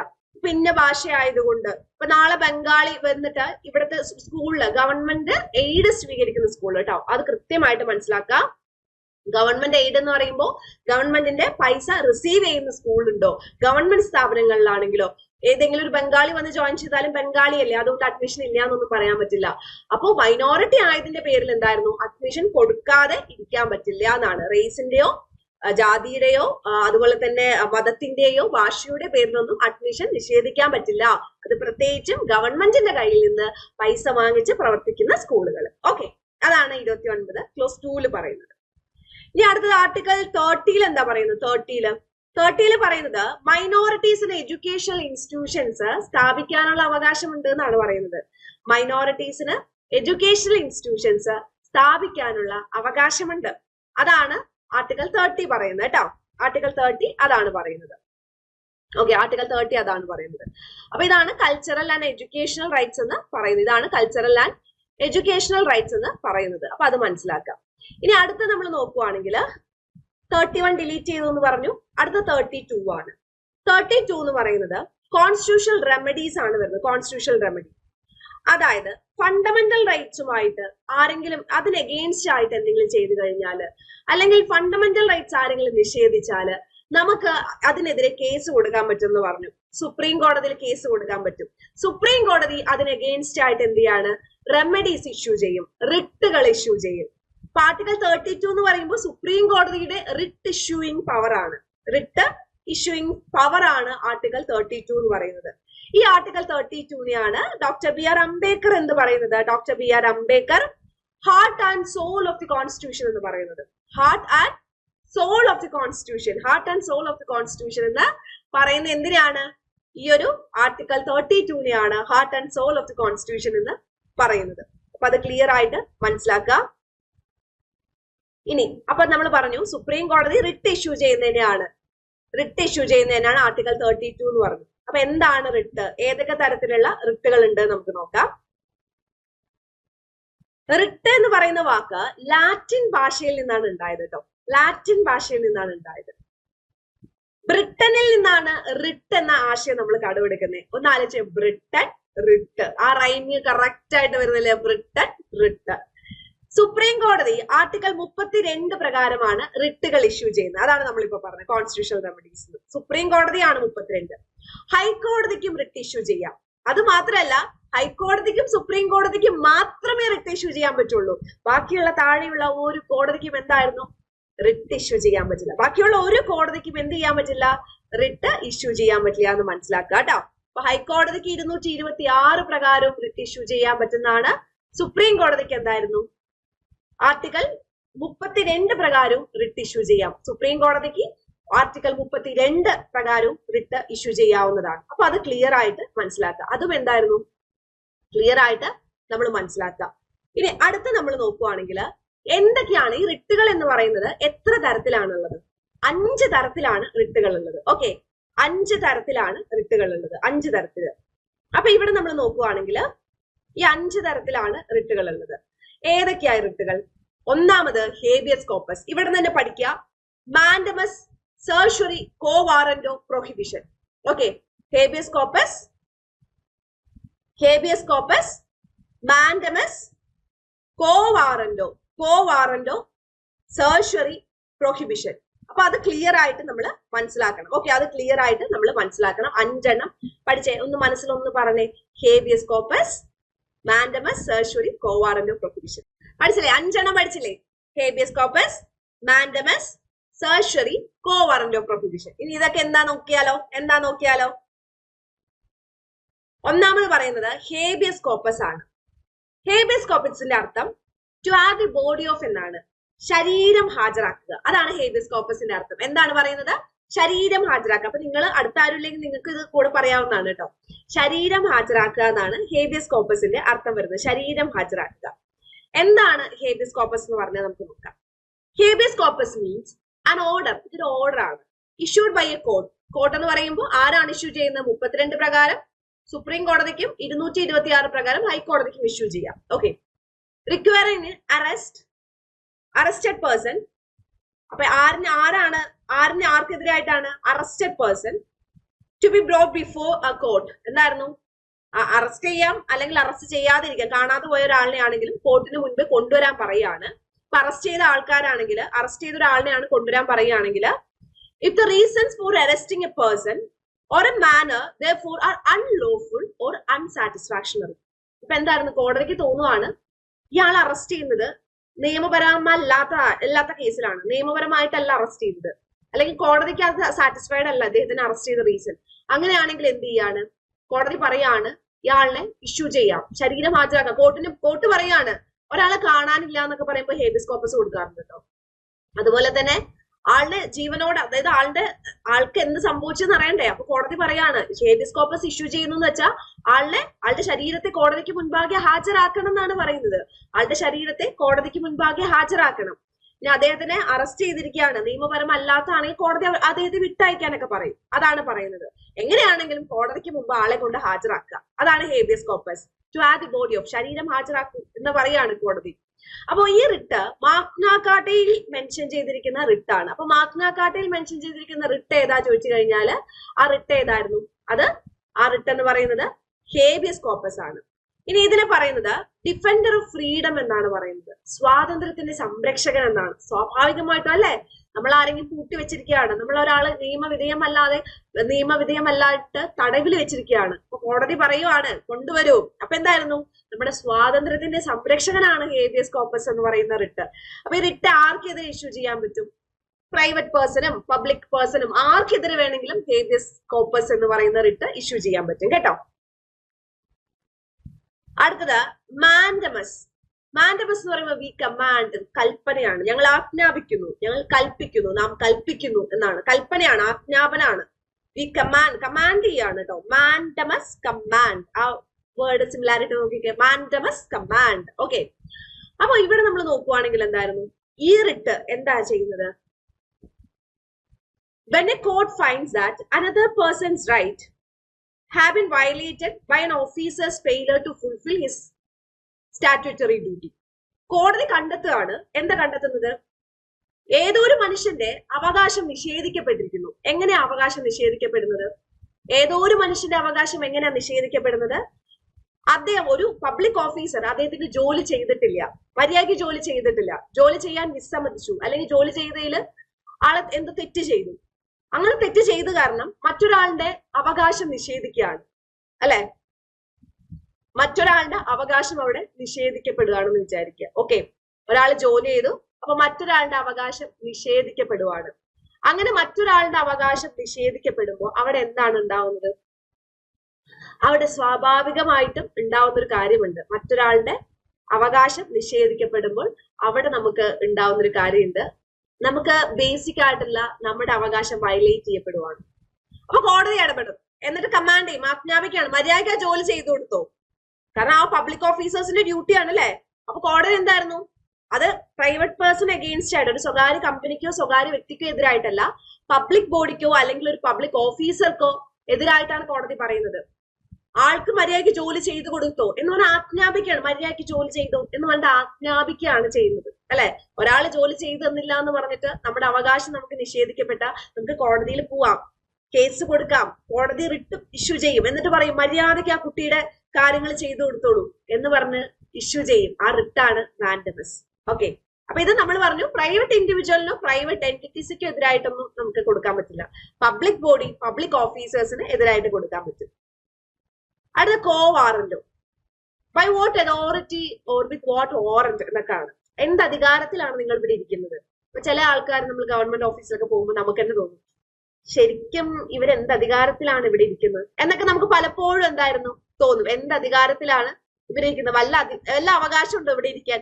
നമ്മൾ എന്തെങ്കിലും ഒരു കാര്യം പോയി ചോദിക്കുമ്പോൾ അവരെന്നെ പറയും അപ്പുറത്ത് പോയി ചോദിക്കൂ, അല്ലെങ്കിൽ നമുക്ക് അറിയില്ല, അങ്ങനെയൊക്കെ റൂഡായിട്ട് പെരുമാറും. ചിലപ്പോൾ അവരുടെ വിചാരം അവള് ഭയങ്കര ഷോ കാണിക്കുകയാണെന്നാണ്. പക്ഷെ അല്ല, നമ്മൾ വിചാരിക്കും ശരിക്കും എക്സാം എഴുതി ക്ലിയർ ചെയ്തിട്ടാണ് ഇവിടെ ഇരിക്കുന്നത്, അല്ല വല്ല പിൻവാതിൽ നിയമനോ അല്ലെങ്കിൽ വല്ല എന്തെങ്കിലും ഫേക്ക് ഡോക്യുമെന്റ് ഒക്കെ ആക്കിയിട്ട് കയറി വന്നിരുന്നാണോ എന്നൊക്കെ നമുക്ക് ചിലപ്പോൾ തോന്നും. അങ്ങനെ തോന്നിയിട്ട് തെളിവും കൂടി കിട്ടിക്കഴിഞ്ഞാൽ നമ്മൾ കേസ് കൊടുക്കും. അപ്പൊ കോടതി കോ വാറന്റും. എന്ത് അധികാരത്തിലാണ് ഇരിക്കുന്നതെന്ന് തെളിയിച്ചിട്ട് ഇനി പോയാൽ മതി, അതാണ് കോ വാറന്റോ. നിങ്ങൾ കല്യാണരാമൻ സിനിമ കണ്ടിട്ടുണ്ടോ? അത് കുറച്ചുപേര് കണ്ടിട്ടുണ്ടാവും. അപ്പൊ അതില് നമ്മുടെ ഇന്നസെന്റിന്റെ ഒരു ഡയലോഗ് ഉണ്ട്. എന്തായിരുന്നു, നിന്റെ കല്യാണക്കുറി ഫുഡ് വിളമ്പല്ലേ, ചോറ് വേണോ, ആ സീരിയലുണ്ട്. ആ ഒരു സീനിൽ റിലേറ്റ് ചെയ്തിട്ടൊരു ഡയലോഗ് ഉണ്ട്, കല്യാണക്കുറി കാണിച്ചിട്ട് ഇവിടെ നിന്ന് പോയാൽ മതി. അതാണ് കോ വാറന്റോ. എന്ത് അധികാരത്തിലാണ് ഇവിടെ ഇരിക്കുന്നതെന്ന് തെളിയിച്ചിട്ട് പോയാൽ മതി എന്നാണ് കോ വാറന്റോയിലൂടെ കോടതി ഉദ്ദേശിക്കുന്നത് കേട്ടോ. അപ്പൊ കോ വാറന്റോയെ നമ്മൾ നോക്കിക്കഴിഞ്ഞാൽ ഒരു പബ്ലിക് ഓഫീസേഴ്സിന് അഗെയിൻസ്റ്റ് ആയിട്ടാണ് കോ വാറന്റോയും ഉദ്ദേശിക്കുന്നത്. ഇപ്പൊ ഒരു പ്രൈവറ്റ് കമ്പനിയിൽ പോയിട്ട് ആൾ എന്ത് അധികാരത്തിലായിരിക്കുന്നു എന്ന് നമുക്ക് ചോദിക്കാൻ പറ്റില്ല. പക്ഷെ അത് പബ്ലിക് ഓഫീസറാണെങ്കിൽ ചോദിക്കാൻ പറ്റും. അതാണ് ഇവിടെ പറയുന്നത്. അടുത്ത സർഷറി. സർഷറിയിൽ പറയുന്നത് എന്തായിരുന്നു? ടു ബി സർട്ടിഫൈഡ് എന്നാണ് പറയുന്നത്. സർഷറിയില് ടു ബി സർട്ടിഫൈഡ്. അപ്പൊ എന്താ ടു ബി സർട്ടിഫൈഡ് എന്ന് പറയുമ്പോൾ, ഇപ്പോ ഏതെങ്കിലും കേസ് ഒരു കോടതിയിൽ നിന്ന് മറ്റൊരു കോടതിയിലേക്ക് ട്രാൻസ്ഫർ ചെയ്യുക, അതുപോലെ തന്നെ നമുക്ക് താഴെയുള്ള ഇപ്പോ മേലത്തെ കോടതി, ഹയർ കോടതി ആട്ടോ പറയുന്നത്. ഹയർ കോടതി പറയാണ് ആ കേസ് കയ്യിലില്ലേ, ഒരു കേസില്ലേ, പെൻഡിങ് ഇല്ലേ, അത് മുകളിലേക്ക് ട്രാൻസ്ഫർ ചെയ്തേക്ക് എന്ന് പറയില്ലേ, അതാണ് സർഷറി. ഇപ്പൊ നമ്മൾ അതിന്റെ വേറൊരു രീതിയിൽ നമ്മൾ പറയുകയാണെങ്കിൽ അപ്പീല് കൊടുക്കുക എന്നൊക്കെ പറയില്ലേ, അതുപോലെയാണ് സർഷറി എന്ന് പറയുന്നത്. താഴത്തെ കോടതിയിൽ പെൻഡിങ് ഉള്ള ഒരു കേസ് മുകളിലേക്ക് അയക്കാൻ പറയാം, ഹയർ കോർട്ടിലേക്ക് അയക്കാൻ പറയാം, അതാണ് സർഷറി. അപ്പൊ ഇത് ആരോടാ പറയുന്നത്? ജുഡീഷ്യറിയോടാ പറയുന്നത്. ഹയർ കോർട്ട് ലോവർ കോർട്ടിനോട് പറയാണ്. ഇപ്പൊ സുപ്രീം കോടതിയോ ഹൈക്കോടതിയോ താഴത്തെ കോർട്ടിനോട് പറയുന്നതിനെയാണ് സർഷറി എന്ന് പറയുന്നത് കേട്ടോ. അടുത്തത് പ്രൊഹിബിഷൻ. ടു ഫോർബിഡ്, നിരോധനമാണ്, തടയാണ്, നിരോധിക്കുകയാണ്. എന്താ അവിടെ തടയുന്നത് നോക്കാം. ഓക്കെ, അതായത് ഇവിടെ സുപ്പീരിയർ കോർട്ടാണ് പറയുന്നത്. Okay, superior court higher court prohibit ചെയ്യാണ്. എന്തിനാണ് പറയുന്നത്? താഴത്തെ കോടതി അവരുടെ ജൂറിസ്ഡിക്ഷൻ എന്ന് പറയുമ്പോൾ അധികാര പരിധി, അത് ലംഘിക്കുകയാണ്. ഇപ്പൊ ചില ഓഫീസിലൊക്കെ ചില ആൾക്കാരെ കണ്ടിട്ടോ, എന്റെ ജോലിയും ചെയ്യും, നിങ്ങളുടെ ജോലിയും ചെയ്യും, എല്ലാവരുടെയും ജോലി ചെയ്യും. അപ്പൊ ആളുടെ കാര്യം, ആൾക്ക് ഇത്ര ജോലിയാണെങ്കിൽ ആളെന്ത് ചെയ്യും? ഇവിടുന്നൊക്കെ ജോലി ചെയ്തുകൊണ്ടേയിരിക്കും. അപ്പൊ ചിലപ്പോ നമ്മൾ ആരെങ്കിലും അല്ലെങ്കിൽ മുകളിലെ മാനേജർ പറയും, താൻ തന്റെ കാര്യം മാത്രം ചെയ്താൽ മതി, താൻ തന്റെ ജോലി മാത്രം അങ്ങോട്ട് ചെയ്താൽ മതി, കൂടുതൽ അങ്ങനെ ആത്മാർത്ഥത ഇട്ട് പൊളിപ്പിക്കരുത് എന്ന് പറയും. അതേപോലെ തന്നെയാണ് ഇവിടെയും വരുന്നത്. എന്തായിരുന്നു? അപ്പൊ മുകളിലത്തെ കോടതി താഴത്തെ കോടതിയുടെ അടുത്തോ അല്ലെങ്കിൽ ജുഡീഷ്യൽ ബോഡിയുടെ അടുത്തോ എന്ത് പറയും? അധികാര പരിധിക്കുള്ള കാര്യങ്ങൾ മാത്രം ചെയ്താൽ മതി, അധികാര പരിധിക്ക് പുറത്തു പോവരുത്. അങ്ങനെ പുറത്തു പോകുമ്പോ അവിടെ നിർത്തിക്കോ എന്ന് പറഞ്ഞ് പ്രൊഹിബിറ്റ് ചെയ്യുന്നതിനെയാണ് പ്രൊഹിബിഷൻ എന്ന് പറയുന്നത്. അത് ആ പേര് തന്നെയല്ലോ, പ്രൊഹിബിറ്റ് ചെയ്യാണ്, കൂടുതൽ ആത്മാർത്ഥത കാണിക്കണ്ട എന്ന് പറഞ്ഞ് പ്രൊഹിബിറ്റ് ചെയ്യാണ്. അതുപോലെ തന്നെ സ്വാഭാവിക നീതിക്ക് എതിരായിട്ടൊക്കെ താഴത്തെ കോടതികളോ ഒക്കെ പെരുമാറുമ്പോഴും പ്രൊഹിബിറ്റ് ചെയ്യും. മതി, കൂടുതൽ വേണ്ട, തെറ്റ് ചെയ്യരുത് എന്ന് പറഞ്ഞ് കൃത്യമായിട്ട് പ്രൊഹിബിറ്റ് ചെയ്യുന്നതിനാണ് പ്രൊഹിബിഷൻ. ആ പേര് തന്നെ ഉണ്ട് അല്ലെ. അപ്പൊ ഇതാണ് 5 റിറ്റ്സ് എന്ന് പറയുന്നത് കേട്ടോ. അപ്പൊ 32 നമ്മൾ പറഞ്ഞുകൊണ്ടിരുന്നത്. അടുത്ത 33 പറയുന്നത്, നമുക്കറിയാം മൗലിക അവകാശങ്ങൾ എന്ന് പറയുന്നത് എന്തായിരുന്നു? മൗലിക അവകാശങ്ങള് അത്യാവശ്യം. അപ്പൊ ഇവിടെ നമ്മൾ നോക്കുവാണെങ്കിൽ എന്തായിരുന്നു? ഇവിടെ നമ്മൾ മൗലിക അവകാശങ്ങള് നമുക്ക് കുറെ ഉണ്ട്. നമുക്കറിയാം മൗലിക അവകാശങ്ങൾ എന്ന് പറയുന്നത് നമുക്ക് ബേസിക് ആയിട്ട് വേണ്ട അവകാശമാണ് മൗലിക അവകാശങ്ങൾ, അല്ലെ? വളരെ ബേസിക് ആയിട്ട് വേണ്ട അവകാശങ്ങളെയാണ് മൗലിക അവകാശങ്ങൾ എന്ന് പറയുന്നത്. ഇതെല്ലാവർക്കും എൻജോയ് ചെയ്യാൻ പറ്റും നമ്മൾ പറയുമെങ്കിൽ പോലും ചില വിഭാഗത്തിന് അവിടെ റെസ്ട്രിക്ഷൻസ് കൊണ്ടുവരാൻ പറ്റും, ലിമിറ്റേഷൻസ് കൊണ്ടുവരാൻ പറ്റും. ഇപ്പൊ ഒന്നും വേണ്ട, ഒരു മജിസ്ട്രേറ്റിന് തട്ടുകടയിൽ പോയി ഫുഡ് കഴിക്കാൻ പറ്റും നിങ്ങൾ വിചാരിക്കുന്നുണ്ടോ? ഇല്ല, ഒത്തിരി ലിമിറ്റേഷൻസ് ഉണ്ട്. അപ്പൊ നമ്മൾ വിചാരിക്കും ഇഷ്ടമുള്ള ഫുഡ് കഴിക്കുന്നത് ആർട്ടിക്കൽ 21 വരില്ലേ? അതൊന്നും പറഞ്ഞിട്ട് കാര്യമില്ല. ഇപ്പോ മിലിറ്ററിയിലോ അല്ലെങ്കിൽ നമ്മൾ നോക്കിക്കഴിഞ്ഞാൽ ഇന്റലിജൻസ് ഓർഗനൈസേഷൻ IB-യിലൊക്കെ വർക്ക് ചെയ്യുന്ന ആൾക്കാർക്ക് തോന്നുന്ന പോലെയൊക്കെ നടക്കാൻ പറ്റും. എന്റെ മൗലിക അവകാശമാണ്, എനിക്ക് ഇത്രയും ഉറപ്പായിട്ടും എൻജോയ് ചെയ്യണം എന്ന് പറഞ്ഞ് തോന്നുന്ന പോലെയൊക്കെ നടക്കാൻ പറ്റുമോ? ഇല്ല. അപ്പൊ അവരുടെ മൗലിക അവകാശങ്ങളിനെ റെസ്ട്രിക്ട് ചെയ്തുകൊണ്ട് പാർലമെന്റിന് നിയമം ഉണ്ടാക്കണമെങ്കിൽ നിയമം ഉണ്ടാക്കാം. അതാണ് ആർട്ടിക്കൽ 33 പറയുന്നത്. അപ്പൊ ഒന്ന് പ്രശ്നം ഉണ്ടാക്കാൻ പറ്റില്ല, എന്റെ മൗലിക അവകാശത്തിൽ നിങ്ങൾ തൊട്ടില്ലേ എന്ന് പറഞ്ഞ പ്രശ്നം ഉണ്ടാക്കാൻ പറ്റില്ല കേട്ടോ. ഇനി അടുത്തത് ആർട്ടിക്കൽ 34 ആണ്. അടുത്തത് ആർട്ടിക്കൽ 34 ആണ് പറയുന്നത്. ആർട്ടിക്കൽ 34 എന്തായിരുന്നു പറയുന്നത്? ഫണ്ടമെന്റൽ റൈറ്റ്സില് ഒത്തിരി റെസ്ട്രിക്ഷൻസ് ഉണ്ടാവും. എവിടെ? മാർഷൽ ലോ അല്ലെങ്കിൽ മിലിറ്ററി റൂൾ വരുമ്പോ, പട്ടാള ഭരണമൊക്കെ വരില്ലേ, ആ സമയത്ത് ഫണ്ടമെന്റൽ റൈറ്റ്സിൽ എന്തായിരുന്നു? ഒത്തിരി ലിമിറ്റേഷൻസ് വരുന്നതാണ് പറയുന്നത് പട്ടാള ഭരണം വരുന്ന സമയത്ത്. അപ്പൊ പട്ടാള ഭരണം എന്ന് പറയുമ്പോ എന്താ അവിടെ ഉദ്ദേശിക്കുന്നത്? അത്രയും വേഴ്സ് സിറ്റുവേഷനിലാണ് പട്ടാള ഭരണം വരുന്നത്. അപ്പൊ നമ്മുടെ എല്ലാ മൗലികാവകാശം കൂടി വേണമെന്ന് നിർബന്ധം പിടിക്കാൻ പറ്റുമോ? പറ്റില്ല. അപ്പൊ പട്ടാള ഭരണം വരുന്ന സമയത്ത് മൗലികാവകാശങ്ങളിൽ ഒത്തിരി റെസ്ട്രിക്ഷൻസ് പാർലമെന്റിന് കൊണ്ടുവരാൻ പറ്റും. അതാണ് ആർട്ടിക്കൽ 34 എന്ന് പറയുന്നത്. അപ്പൊ നമ്മുടെ മൗലികാവകാശം നിഷേധിച്ചതുകൊണ്ട് കേസ് ഒന്നും കൊടുക്കാൻ പറ്റില്ല കേട്ടോ. ഇനി ആർട്ടിക്കൽ 35 എന്താ പറയുന്നത്? അതായത് എന്തെങ്കിലും മൗലിക അവകാശങ്ങളുമായി ബന്ധപ്പെട്ട് നിയമം നിർമ്മിക്കണമെങ്കിൽ ആ നിയമം നിർമ്മിക്കാനുള്ള അവകാശം ആർക്ക് മാത്രമേ ഉള്ളൂ? പാർലമെന്റിന് മാത്രമാണ് ഉള്ളത് എന്നാണ് പറയുന്നത്. അത് ഒരിക്കലും ആർക്കില്ല? സ്റ്റേറ്റ് ലെജിസ്ലേച്ചറിനോ അല്ലെങ്കിൽ മറ്റൊന്നിനുമില്ല, പാർലമെന്റിന് മാത്രമാണുള്ളത്. അങ്ങനെ പാർലമെന്റ് കൊണ്ടുവന്ന ആ മൗലികാവകാശങ്ങളുടെ ഭേദഗതി ആണെങ്കിലും നിയമമാണെങ്കിലും അത് രാജ്യത്ത് എല്ലാവരും പാലിക്കണം എന്നാണ് പറയുന്നത്. അല്ലാതെ സ്റ്റേറ്റിനൊന്നും കൊണ്ടുവരാൻ പറ്റില്ല, പാർലമെന്റിന് മാത്രമാണ് കൊണ്ടുവരാൻ പറ്റുള്ളൂ എന്നാണ് ആർട്ടിക്കൽ 35 പറയുന്നത്. ക്ലിയർ ആണെന്ന് വിചാരിക്കുന്നു കേട്ടോ. ഇനി ചില മൗലികാവകാശങ്ങള് നമ്മുടെ ഇന്ത്യൻ പൗരന്മാർക്ക് മാത്രമാണ്, സിറ്റിസണിന് മാത്രമാണ്. ചിലത് എന്തായിരുന്നു? നോൺ സിറ്റിസൺസിനും ഉണ്ട്. അപ്പൊ ഏതാണ്? അപ്പൊ എല്ലാം കൂടി നമ്മൾ പഠിക്കണ്ട കേട്ടോ, എല്ലാം കൂടി പഠിച്ച കൺഫ്യൂഷൻ ആവില്ലേ? അപ്പൊ നമുക്ക് സിറ്റിസണിന് മാത്രം ഉള്ളത് എന്താന്ന് നമുക്ക് നോക്കാം. അത് കുറച്ചുകൂടി എളുപ്പമാണ്. ഈ 5 എണ്ണം പഠിച്ചാൽ മതി. ബാക്കിയുള്ളത് നോൺ സിറ്റിസണിനും കൂടി ഉണ്ട് എന്ന് ആലോചിച്ച് വെച്ചാൽ മതി. 15, 16, 19, 29, 30 സിറ്റിസണിന് മാത്രം ഉള്ളതാണ്. ഒന്നിങ്ങനെ ആലോചിച്ചാൽ മതി. 15 നോൺ ഡിസ്ക്രിമിനേഷൻ ആണ്. അപ്പൊ ഭരണകൂടം സ്വാഭാവികമായിട്ട് നമ്മളെ ഡിസ്ക്രിമിനേറ്റ് ചെയ്യുന്നില്ല എന്ന് പറഞ്ഞിട്ട് പുറത്തുള്ള എല്ലാവരും എല്ലാ കാര്യങ്ങളോടൊന്നും ചെയ്യാൻ പറ്റുമോ? ചെയ്യാൻ പറ്റില്ല. പ്ലേസ് ഓഫ് ബർത്തിന്റെ പേരിൽ ഡിസ്ക്രിമിനേഷൻ ചിലപ്പോൾ ഉണ്ടാവും. നമുക്കുള്ള എല്ലാ അവകാശങ്ങളും ചിലപ്പോൾ അവർക്ക് ഉണ്ടാവില്ല. ഓഫ് കോഴ്സ് ഡിസ്ക്രിമിനേറ്റ് ചെയ്യും. ആർട്ടിക്കൽ 16 എന്താ പറയുന്നത്? പൊതു തൊഴിലിന്റെ കാര്യത്തിൽ അവസര സമത്വം. നമുക്കേ ഇവിടെ ജോലിയില്ല, അതിന്റെ ഇടയിൽ പുറത്തുനിന്ന് വന്ന അവർക്കും കൂടിയിട്ട് നമ്മൾ എന്ത് ചെയ്യാൻ പറ്റില്ല, എന്നാ നിങ്ങൾക്കും കൂടി ജോലി തരാവുന്ന വാഗ്ദാനം ഒന്നും കൊടുക്കാൻ പറ്റില്ല. സ്വാഭാവികമായിട്ട് ഊഹിക്കാലോ. അത് കഴിഞ്ഞ ആർട്ടിക്കിൾ 19 നമുക്ക് പറഞ്ഞു 6 അവകാശങ്ങളുണ്ട്. ഒന്ന് ആലോചിച്ച് നോക്കി, ഇവിടെ വന്ന് സെറ്റിൽ ആവാനുള്ള അവകാശമൊക്കെ നമുക്ക് ഫുൾ ഫ്രീഡം മറ്റുള്ള രാജ്യങ്ങൾക്ക് കൊടുക്കാൻ പറ്റില്ല. എവിടെ വേണമെങ്കിൽ സഞ്ചരിക്കാം, അങ്ങനെയുള്ള അവകാശങ്ങളൊന്നും നമുക്ക് മറ്റുള്ള രാജ്യത്തിലെ ആൾക്കാർക്ക് കൊടുക്കാൻ പറ്റില്ല. അപ്പൊ അവിടെയും നമുക്ക് മാത്രമാണ്. പിന്നെ 29, 30 മൈനോറിറ്റീസിന്റെ റൈറ്റ്സ് ആണ് അല്ലെ. നമ്മുടെ മൈനോറിറ്റീസിന് മാത്രം റൈറ്റ്സ് കൊടുക്കുകയാണ് നമ്മള്. ബാക്കിയുള്ള ലോകത്തിലെ എല്ലാവരുടെയും മൈനോറിറ്റീസിന്റെ റൈറ്റ്സ് കൊടുത്താൽ ഇനി അവരും കൂടി ഇവിടെ വന്ന് സമരം ചെയ്യാത്തതിന്റെ ഒരു കുറവും കൂടി ഉള്ളൂ അല്ലെ. അപ്പൊ ഇതൊക്കെ എന്തായിരുന്നു, നമ്മുടെ ഇന്ത്യൻ പൗരന്മാർക്ക് മാത്രമുള്ളതാണ്. ബാക്കിയുള്ളത് എന്ത് ചെയ്യാൻ പറ്റുക, ബാക്കിയുള്ള ഇന്ത്യൻ പൗരന്മാരല്ലാത്തവർക്കും ഉണ്ട്. ഓക്കെ, അത് നമ്മൾ നോക്കിക്കഴിഞ്ഞാല് 14, 20, 21, 21A, 22, 23, 24, 25, 26, 27, 27. ഓക്കെ, ഇനി അടുത്തത് ആർട്ടിക്കിൾ 359 എന്നാണ് പറയുന്നത്. 359. അപ്പൊ ഇവിടെ നിങ്ങൾ ചിലപ്പോൾ മനസ്സിലാക്കും, അപ്പൊ 32 എവിടെ എന്നൊക്കെ അതൊന്നും വിചാരിക്കരുത്. 32 ഓൾറെഡി നമ്മൾ പറഞ്ഞു, നമ്മുടെ സുപ്രീം കോടതിയും ഹൈക്കോടതിയും ഇവിടുത്തെ സാഹചര്യത്തിനനുസരിച്ച് ഉണ്ടാക്കിയ മൗലിക അവകാശമാണ്, അതുകൊണ്ടാണ് ഇവിടെ ഇല്ലാത്തത് കേട്ടോ. ആർട്ടിക്കിൾ 359 എന്ന് പറയുന്ന ഒരു ആർട്ടിക്കിളും കൂടി ഇതിന്റെ ഇടയിൽ നിങ്ങൾ പഠിക്കണം. എന്താന്ന് വെച്ചാൽ, ഇപ്പൊ നമ്മുടെ നാഷണൽ എമർജൻസി ഒക്കെ വരത്തില്ലേ, എമർജൻസി സമയത്ത് എല്ലാ മൗലിക അവകാശങ്ങളും സസ്പെൻഡ് ചെയ്യേണ്ട സാഹചര്യത്തിൽ ഉണ്ടാവും. അങ്ങനെയുള്ള സമയത്ത് സസ്പെൻഡ് ചെയ്യാം. അതാണ് ആർട്ടിക്കിൾ 359. പക്ഷെ എന്ത് പാടില്ല, ആർട്ടിക്കിൾ 20, 21 പഠിച്ചില്ലേ, അത് മാത്രം എമർജൻസി സമയത്ത് സസ്പെൻഡ് ചെയ്യാൻ പറ്റില്ല. അപ്പൊ ആർട്ടിക്കിൾ 359 അനുസരിച്ച് എമർജൻസി സമയത്ത് എല്ലാ മൗലിക അവകാശങ്ങളും സസ്പെൻഡ് ചെയ്യാം, എന്തൊഴികെ 20ഉം 21 ഒഴികെ. അപ്പൊ ഇത് മറ്റേതും കൂടി കൺഫ്യൂഷൻ ആവരുത്. 358 എന്ന് പറയുന്നത് 19ലുള്ള 6 അവകാശങ്ങൾ മാത്രമാണ് കേട്ടോ. 19ലുള്ള 6 അവകാശങ്ങളാണ് 358. 359 എന്ന് പറയുമ്പോൾ ഫുൾ ഫണ്ടമെന്റൽ റൈറ്റ്സ് ആണ്, എക്സെപ്റ്റ് 20 and 21. ഓക്കെ, ഇതിന് കൺഫ്യൂഷൻ ആവരുത്.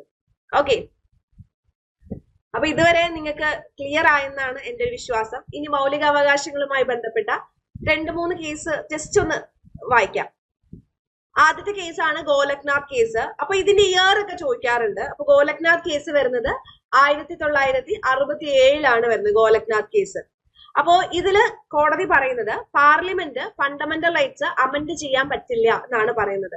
പാർലമെന്റിന് ഫണ്ടമെന്റൽ റൈറ്റ്സ് അമെൻഡ് ചെയ്യാനുള്ള പവർ ഇല്ല എന്നാണ് 1967 ഗോലക്നാഥ് കേസിൽ കോടതി പറയുന്നത്. എന്താ പറയുന്നത്, പാർലമെന്റിന് ഫണ്ടമെന്റൽ റൈറ്റ്സ് അമെൻഡ് ചെയ്യാനുള്ള പവർ ഇല്ല. ഇനി അടുത്തത്, അപ്പൊ അങ്ങനെയാകുമ്പോ പാർലമെന്റിന് ഭയങ്കര ദേഷ്യമായി. അപ്പൊ പാർലമെന്റ് എന്ത് കൊണ്ടുവന്നു, 24ാമത്തെ ഭരണഘടനാ ഭേദഗതി കൊണ്ടുവരികയാണ് 1971. എന്നിട്ട് പറഞ്ഞു പാർലമെന്റിന് കോൺസ്റ്റിറ്റ്യൂഷനിലെ ഏത് ഭാഗവും അമെൻഡ് ചെയ്യാനുള്ള പവർ ഉണ്ട്. കോടതിക്ക് ഒരു ഉത്തരവാണ് ഇതെന്ന് പറയുന്നത് കേട്ടോ. പാർലമെന്റിന് ഭരണഘടനയിലെ കോൺസ്റ്റിറ്റ്യൂഷനില് ഏത് പാർട്ടും അമെൻഡ് ചെയ്യാനുള്ള അധികാരമുണ്ട്, ഇൻക്ലൂഡിങ് ഫണ്ടമെന്റൽ റൈറ്റ്സ്. അതിപ്പോ മൗലിക അവകാശമാണെങ്കിൽ എന്തായിരുന്നു, അമെൻഡ് ചെയ്യാനുള്ള അവകാശം പാർലമെന്റിനുണ്ട്. പ്രസിഡന്റ് അത് കൃത്യമായിട്ട് സൈൻ ചെയ്ത് കൊടുക്കണം. അതിൽ പ്രസിഡന്റ് വീറ്റോ പവർ ഒന്നും ഉപയോഗിക്കാൻ പറ്റില്ല. അതായത് പ്രസിഡന്റ് പിടിച്ചു വെക്കുകയോ സസ്പെൻഡ് ചെയ്യാനോ ഹോൾഡ് ചെയ്ത് വെക്കാനോ അങ്ങനെ ഒരു പവറും ഇല്ല. നമ്മൾ ബില്ല് തരും, അപ്പൊ പ്രസിഡന്റ് എന്തായിരുന്നു, സൈൻ ചെയ്യണം. അതാണ് ആർട്ടിക്കിൾ 24 പറയുന്നത് കേട്ടോ. ഇനി അടുത്ത കേശവാനന്ദ ഭാരതി കേസാണ്. 1973 കേശവാനന്ദ ഭാരതി കേസ് വരുന്നത്. 1973 കേശവാനന്ദ ഭാരതി കേസ് വരുന്നത്. അപ്പൊ ഇവിടെ നമ്മൾ നോക്കുവാണെങ്കിൽ എന്തായിരുന്നു, നമ്മുടെ കോൺസ്റ്റിറ്റ്യൂഷന്റെ ഏത് പാർട്ടും അമെൻഡ് ചെയ്യാനുള്ള അധികാരമുണ്ട് പാർലമെന്റിന്. നേരത്തെ 24ാമത്തെ ഭേദഗതി ചെയ്ത് ശരിയാണെന്ന് പറയുന്നുണ്ട്. പക്ഷെ ഒരു കാര്യം ശ്രദ്ധിക്കണം, ബേസിക് സ്ട്രക്ചറിൽ നമ്മുടെ കോൺസ്റ്റിറ്റ്യൂഷൻ ഒരു ബേസിക് സ്ട്രക്ചർ ഉണ്ട്. ആ ബേസിക് സ്ട്രക്ചറിൽ കോട്ടം തട്ടാൻ പാടില്ല എന്നാണ് പറയുന്നത്. ആ ബേസിക് സ്ട്രക്ചറിൽ തൊടാതെ നിങ്ങൾ എന്ത് വേണമെങ്കിലും അമെൻഡ് ചെയ്തോളൂ എന്നാ പറയുന്നത്. അപ്പൊ പാർലമെന്റ് ചോദിച്ചു എന്താണ് ഈ ബേസിക് സ്ട്രക്ചർ. അതൊരു ഭയങ്കര വേഗമായിട്ടുള്ള ഒരു ഐഡിയ കൊടുക്കാതെ എക്സാക്ട് പറഞ്ഞിട്ടില്ല കോടതി. അത് കോടതിയുടെ ഒരു സ്മാർട്ട് വർക്കാണ്. ബേസിക് സ്ട്രക്ചർ എന്താന്ന് പറഞ്ഞില്ല. അപ്പൊ നാളെ പാർലമെന്റ് എന്തെങ്കിലും അമെൻഡ് ചെയ്യുമ്പോൾ ചിലപ്പോൾ കോടതി പറയും അത് ബേസിക് സ്ട്രക്ചർ ആണ്, അതിൽ തൊടരുത് എന്നൊക്കെ പറയും കേട്ടോ. അങ്ങനെ കോടതി പറഞ്ഞിട്ടുണ്ട്. നാഷണൽ ജുഡീഷ്യൽ കമ്മീഷനൊക്കെ വന്ന സമയത്ത് കോടതി പറയുന്നുണ്ട് അതൊക്കെ ബേസിക്സ് ഭരണഘടനാ വിരുദ്ധാണ്, റദ്ദാക്കിയേക്ക് എന്നൊക്കെ പറഞ്ഞാൽ നൈസായിട്ട് കോടതി ഇങ്ങോട്ട് ഇടപെടുന്നുണ്ട്. അപ്പൊ ബേസിക് സ്ട്രക്ചറിൽ തൊടാൻ പാടില്ല എന്നാണ് കോടതി കേശവാനന്ദ ഭാരതി കേസിൽ ചോദിച്ചിരിക്കുന്നത്. കേശവാനന്ദ ഭാരതി കേസ് എന്ന് പറയുന്നത് 1973 ഇതിന്റെ ഇയർ ഒക്കെ ചോദിച്ചിട്ടുണ്ട് കേട്ടോ പ്രീവിയസ് ഇയറിൽ. അപ്പൊ ഇതുവരെ മനസ്സിലായി തോന്നുന്നു. ഇതാണ് നമ്മുടെ മൗലിക അവകാശങ്ങളുമായിട്ട് ബന്ധപ്പെട്ട ക്ലാസ് എന്ന് പറയുന്നത്. നിങ്ങൾക്ക് മനസ്സിലായെന്നാണ് എന്റെ ഒരു വിശ്വാസം. Okay fine. അപ്പോ ഇനി 2-3 ക്വസ്റ്റ്യൻസും കൂടി ജസ്റ്റ് ഒന്ന് നോക്കാം അല്ലെ. ആദ്യത്തെ ചോദ്യം ഇതാണ്, which part of the constitution mention fundamental rights? ഒന്ന് ഓർത്തേ, ഏത് പാർട്ടിലാണ്? ഒന്ന് ആലോചിച്ച് നോക്കിയേ, ഏത് പാർട്ടിലാണ് ഫണ്ടമെന്റൽ റൈറ്റ്സുമായിട്ട് ബന്ധപ്പെട്ട കാര്യങ്ങളൊക്കെ വരുന്നത്? ഒന്ന് ആലോചിച്ച് നോക്കിയാൽ കിട്ടും കേട്ടോ. ഒന്ന് ആലോചിച്ച് നോക്കിയാൽ കിട്ടാവുന്നതേ ഉള്ളൂ. ഒന്ന് ആലോചിച്ച് നോക്കിയേ. യെസ്, ആൻസർ നോക്കാം. പാർട്ട് 3 ആണ്. നമ്മൾ പറഞ്ഞില്ലേ മൗല് എങ്ങനെയായിരുന്നു? ഈ 3 ആലോചിക്കാൻ പറഞ്ഞില്ലേ? പാർട്ട് 3 ആണ് കേട്ടോ. പാർട്ട് 2 എന്ന് പറയുന്ന സിറ്റിസൺഷിപ്പും 4 എന്ന് പറയുന്ന DPSP, 4A എന്ന് പറയുന്ന ഫണ്ടമെന്റൽ ഡ്യൂട്ടീസ്. അത് നമ്മൾ ഇനി വരുന്ന ക്ലാസ്സുകളിൽ നമ്മൾ എടുക്കും ഇതൊക്കെ. അടുത്തത് ഫണ്ടമെന്റൽ റൈറ്റ്സിന്റെ ആർക്കിടെക്ട് എന്ന് പറയുന്നത് ആരെയാണ്? Doctor BR Ambedkar, Jawaharlal Nehru, Sardar Vallabhbhai Patel, none of this. ആലോചിച്ച് നോക്കിയേ, ഫണ്ടമെന്റൽ റൈറ്റ്സിന്റെ ആർക്കിടെക്ട് ആരാ? ആൻസർ നോക്കാം. എല്ലാവരും മനസ്സിൽ വന്നിട്ടുണ്ടാവും അല്ലെ? ആരാണ് ഫണ്ടമെന്റൽ റൈറ്റ്സിന്റെ ആർക്കിടെക്ട്? സർദാർ വല്ലഭായ് പട്ടേൽ. ഭരണഘടനയുടെ ആർക്കിടെക്ട് എന്ന് ചോദിച്ചു കഴിഞ്ഞാൽ അംബേദ്കറും, പ്രിയാമ്പിളിന്റെ ആർക്കിടെക്ട് ആരാണ് ചോദിച്ചു കഴിഞ്ഞാൽ ജവഹർലാൽ നെഹ്റു ആണ് കേട്ടോ. ഇനി അടുത്ത് നമ്മൾ നോക്കുവാണെങ്കിൽ, which of the following articles of the Indian constitution contain the right to religious freedom? അപ്പൊ മതസ്വാതന്ത്ര്യവുമായിട്ട് ബന്ധപ്പെട്ട ആർട്ടിക്കിൾസ് ഏതാന്നാ ചോദിച്ചിരിക്കുന്നത്. 25 to 28, 29 to 30, 14 to 18, 19 to 22. ഏതാ വരുന്നത്? മതസ്വാതന്ത്ര്യവുമായി ബന്ധപ്പെട്ടത് ഏതാ വരുന്നത്? മതസ്വാതന്ത്ര്യവുമായി ബന്ധപ്പെട്ടത് ഏതാ വരുന്നത്? മതസ്വാതന്ത്ര്യമായിട്ട് ബന്ധപ്പെട്ടത് ഏതാ വരുന്നത്? ഒന്ന് പറഞ്ഞേ. മനസ്സിൽ വന്നില്ലേ? ആൻസർ എന്തായിരുന്നു വരുന്നത്? ആർട്ടിക്കിൾ 25 മുതൽ 28 വരെയാ വരുന്നത്. കാരണം 29, 30 കൾച്ചറൽ ആൻഡ് എഡ്യൂക്കേഷണൽ റൈറ്റ്സ് ആണ്. റൈറ്റ് ഇക്വാലിറ്റി ആണ് 14 മുതൽ 18 വരെ. റൈറ്റ് ഫ്രീഡം ആണ് 19 മുതൽ 22 വരെ. അടുത്ത, which article of Indian constitution abolishes untouchability? അതായത് തൊട്ടുകൂടായ്മ നിരോധിക്കുന്ന ആർട്ടിക്കിൾ ഏതായിരുന്നു? 18, 17, 21, 19. 21A, 19 ഏതാ വരുന്നത്? തൊട്ടുകൂടായ്മ നിരോധിക്കുന്ന ആർട്ടിക്കിൾ ഏതാണ്? യെസ്, ആൻസർ നോക്കാം. ഏതാ വരുന്നത്? ഓപ്ഷൻ ബി ആണ്. ആർട്ടിക്കിൾ 17 ആണ് വരുന്നത് അല്ലെ? ആർട്ടിക്കിൾ 17 ആണ് വരുന്നത്. എന്തായിരുന്നു? തൊട്ടുകൂടായ്മ നിരോധിക്കുന്ന ആർട്ടിക്കിൾ. ആർട്ടിക്കിൾ 18 എന്താ വരുന്നത്? ആർട്ടിക്കിൾ 18 എന്ന് പറയുമ്പോൾ ടൈറ്റിൽസ് അബോളിഷ് ചെയ്യാനുള്ളതാണ്. ആർട്ടിക്കിൾ 21A എന്തായിരുന്നു? എഡ്യൂക്കേഷണൽ റൈറ്റ് ആണ് അല്ലെ? 6 വയസ്സ് മുതൽ 14 വയസ്സ് വരെയുള്ള കുട്ടികൾക്ക് free and compulsory education. Article 19 എന്താ വരുന്നത്? Right to freedom. ഇതിന്റെ കീഴിലാണ് 6 അവകാശങ്ങൾ വരുന്നത്. മഹാത്മാഗാന്ധിജിക്ക് ജയ് എന്ന് വിളിച്ചുകൊണ്ട് പാസാക്കിയ ആർട്ടിക്കിൾ ഏതാണ് ചോദിച്ചു കഴിഞ്ഞാൽ ആർട്ടിക്കിൾ 17 ആണ്. അടുത്തത്, which article of Indian constitution provides constitutional remedies എന്നാണ് ചോദിച്ചിരിക്കുന്നത്. ആർട്ടിക്കിൾ 24, ആർട്ടിക്കിൾ 30, ആർട്ടിക്കിൾ 21, ആർട്ടിക്കിൾ 32 ഏതാ വരുന്നത്? കോൺസ്റ്റിറ്റ്യൂഷണൽ റെമഡീസിനെ കുറിച്ച് പറയുന്ന ആർട്ടിക്കിൾസ് ഏതാണെന്നാണ് ചോദിച്ചിരിക്കുന്നത്. ആൻസർ നോക്കാം. ആർട്ടിക്കിൾ 32 ആണ് പറയുന്നത്. Doctor BR Ambedkar heart and soul of the constitution എന്ന് പറയുന്ന ആർട്ടിക്കിൾ ആണ് ആർട്ടിക്കിൾ 32. 5 തരത്തിലുള്ള റിട്ടുകളെ കുറിച്ച് പറയുന്ന ആർട്ടിക്കിൾ ആണ് ആർട്ടിക്കിൾ 32 എന്ന് പറയുന്നത് അല്ലെ? ഓർമ്മയുണ്ടല്ലോ, habeas corpus, mandamus, quo വാറന്റോ, സെർച്വറി prohibition, അങ്ങനെ 5 തരത്തിലുള്ള റിട്ടുകളെ കുറിച്ച് പറയുന്നതാണ്. പിന്നെ അതുപോലെ തന്നെ ആർട്ടിക്കിൾ 30 എന്താ പറയുന്നത്? ആർട്ടിക്കിൾ 30 ആണ് മൈനോറിറ്റീസിന് എഡ്യൂക്കേഷണൽ ഇൻസ്റ്റിറ്റ്യൂഷൻസ് സ്ഥാപിക്കാം എന്നാണ് ആർട്ടിക്കിൾ 30 പറയുന്നത് അല്ലെ? മൈനോറിറ്റി റൈറ്റ്സിലാണ്, കൾച്ചറൽ ആൻഡ് എഡ്യൂക്കേഷണൽ റൈറ്റ്സിലാണ് ആർട്ടിക്കിൾ 30 വരുന്നത്. അടുത്തത് ആർട്ടിക്കിൾ 21 എന്താ വരുന്നത്? Article 21 right to life and personal liberty, ജീവിക്കാനുള്ള സ്വാതന്ത്ര്യം, വ്യക്തി സ്വാതന്ത്ര്യത്തെ കുറിച്ചുമാണ് ആർട്ടിക്കിൾ 21 പറയുന്നത്. KS Puttaswamy case article 21 relate ചെയ്താണ്. ആർട്ടിക്കിൾ 24 ചൈൽഡ് ലേബർ പ്രൊഹിബിഷൻ വരുന്നത് അല്ലെ? പ്രൊഹിബിഷൻ ഓഫ് ചൈൽഡ് ലേബർ ആണ് ആർട്ടിക്കിൾ 24. 14 വയസ്സിന് താഴെയുള്ള കുട്ടികളെയാണ് നമ്മൾ ചൈൽഡ് ആയിട്ട് കണക്കാക്കുന്നത്. ഓക്കെ, അപ്പൊ ഇത്രയും കാര്യങ്ങളാണ് നമ്മുടെ ഫണ്ടമെന്റൽ റൈറ്റ്സ് എന്ന് പറയുന്ന ഭാഗത്തില് നമുക്ക് എന്തായിരുന്നു പറയാനുള്ളത്. അപ്പോ വീണ്ടും നമുക്ക് ഒരു അടുത്തൊരു സെഷനിൽ നമുക്ക് കാണാം. ഇതിന്റെ കുറച്ച് ക്വസ്റ്റ്യൻസ് ഉണ്ട്, ക്വസ്റ്റ്യൻസ് ഒക്കെ ചെയ്യാം. അപ്പൊ എല്ലാവർക്കും ഓൾ ദി ബെസ്റ്റ്. ബൈ.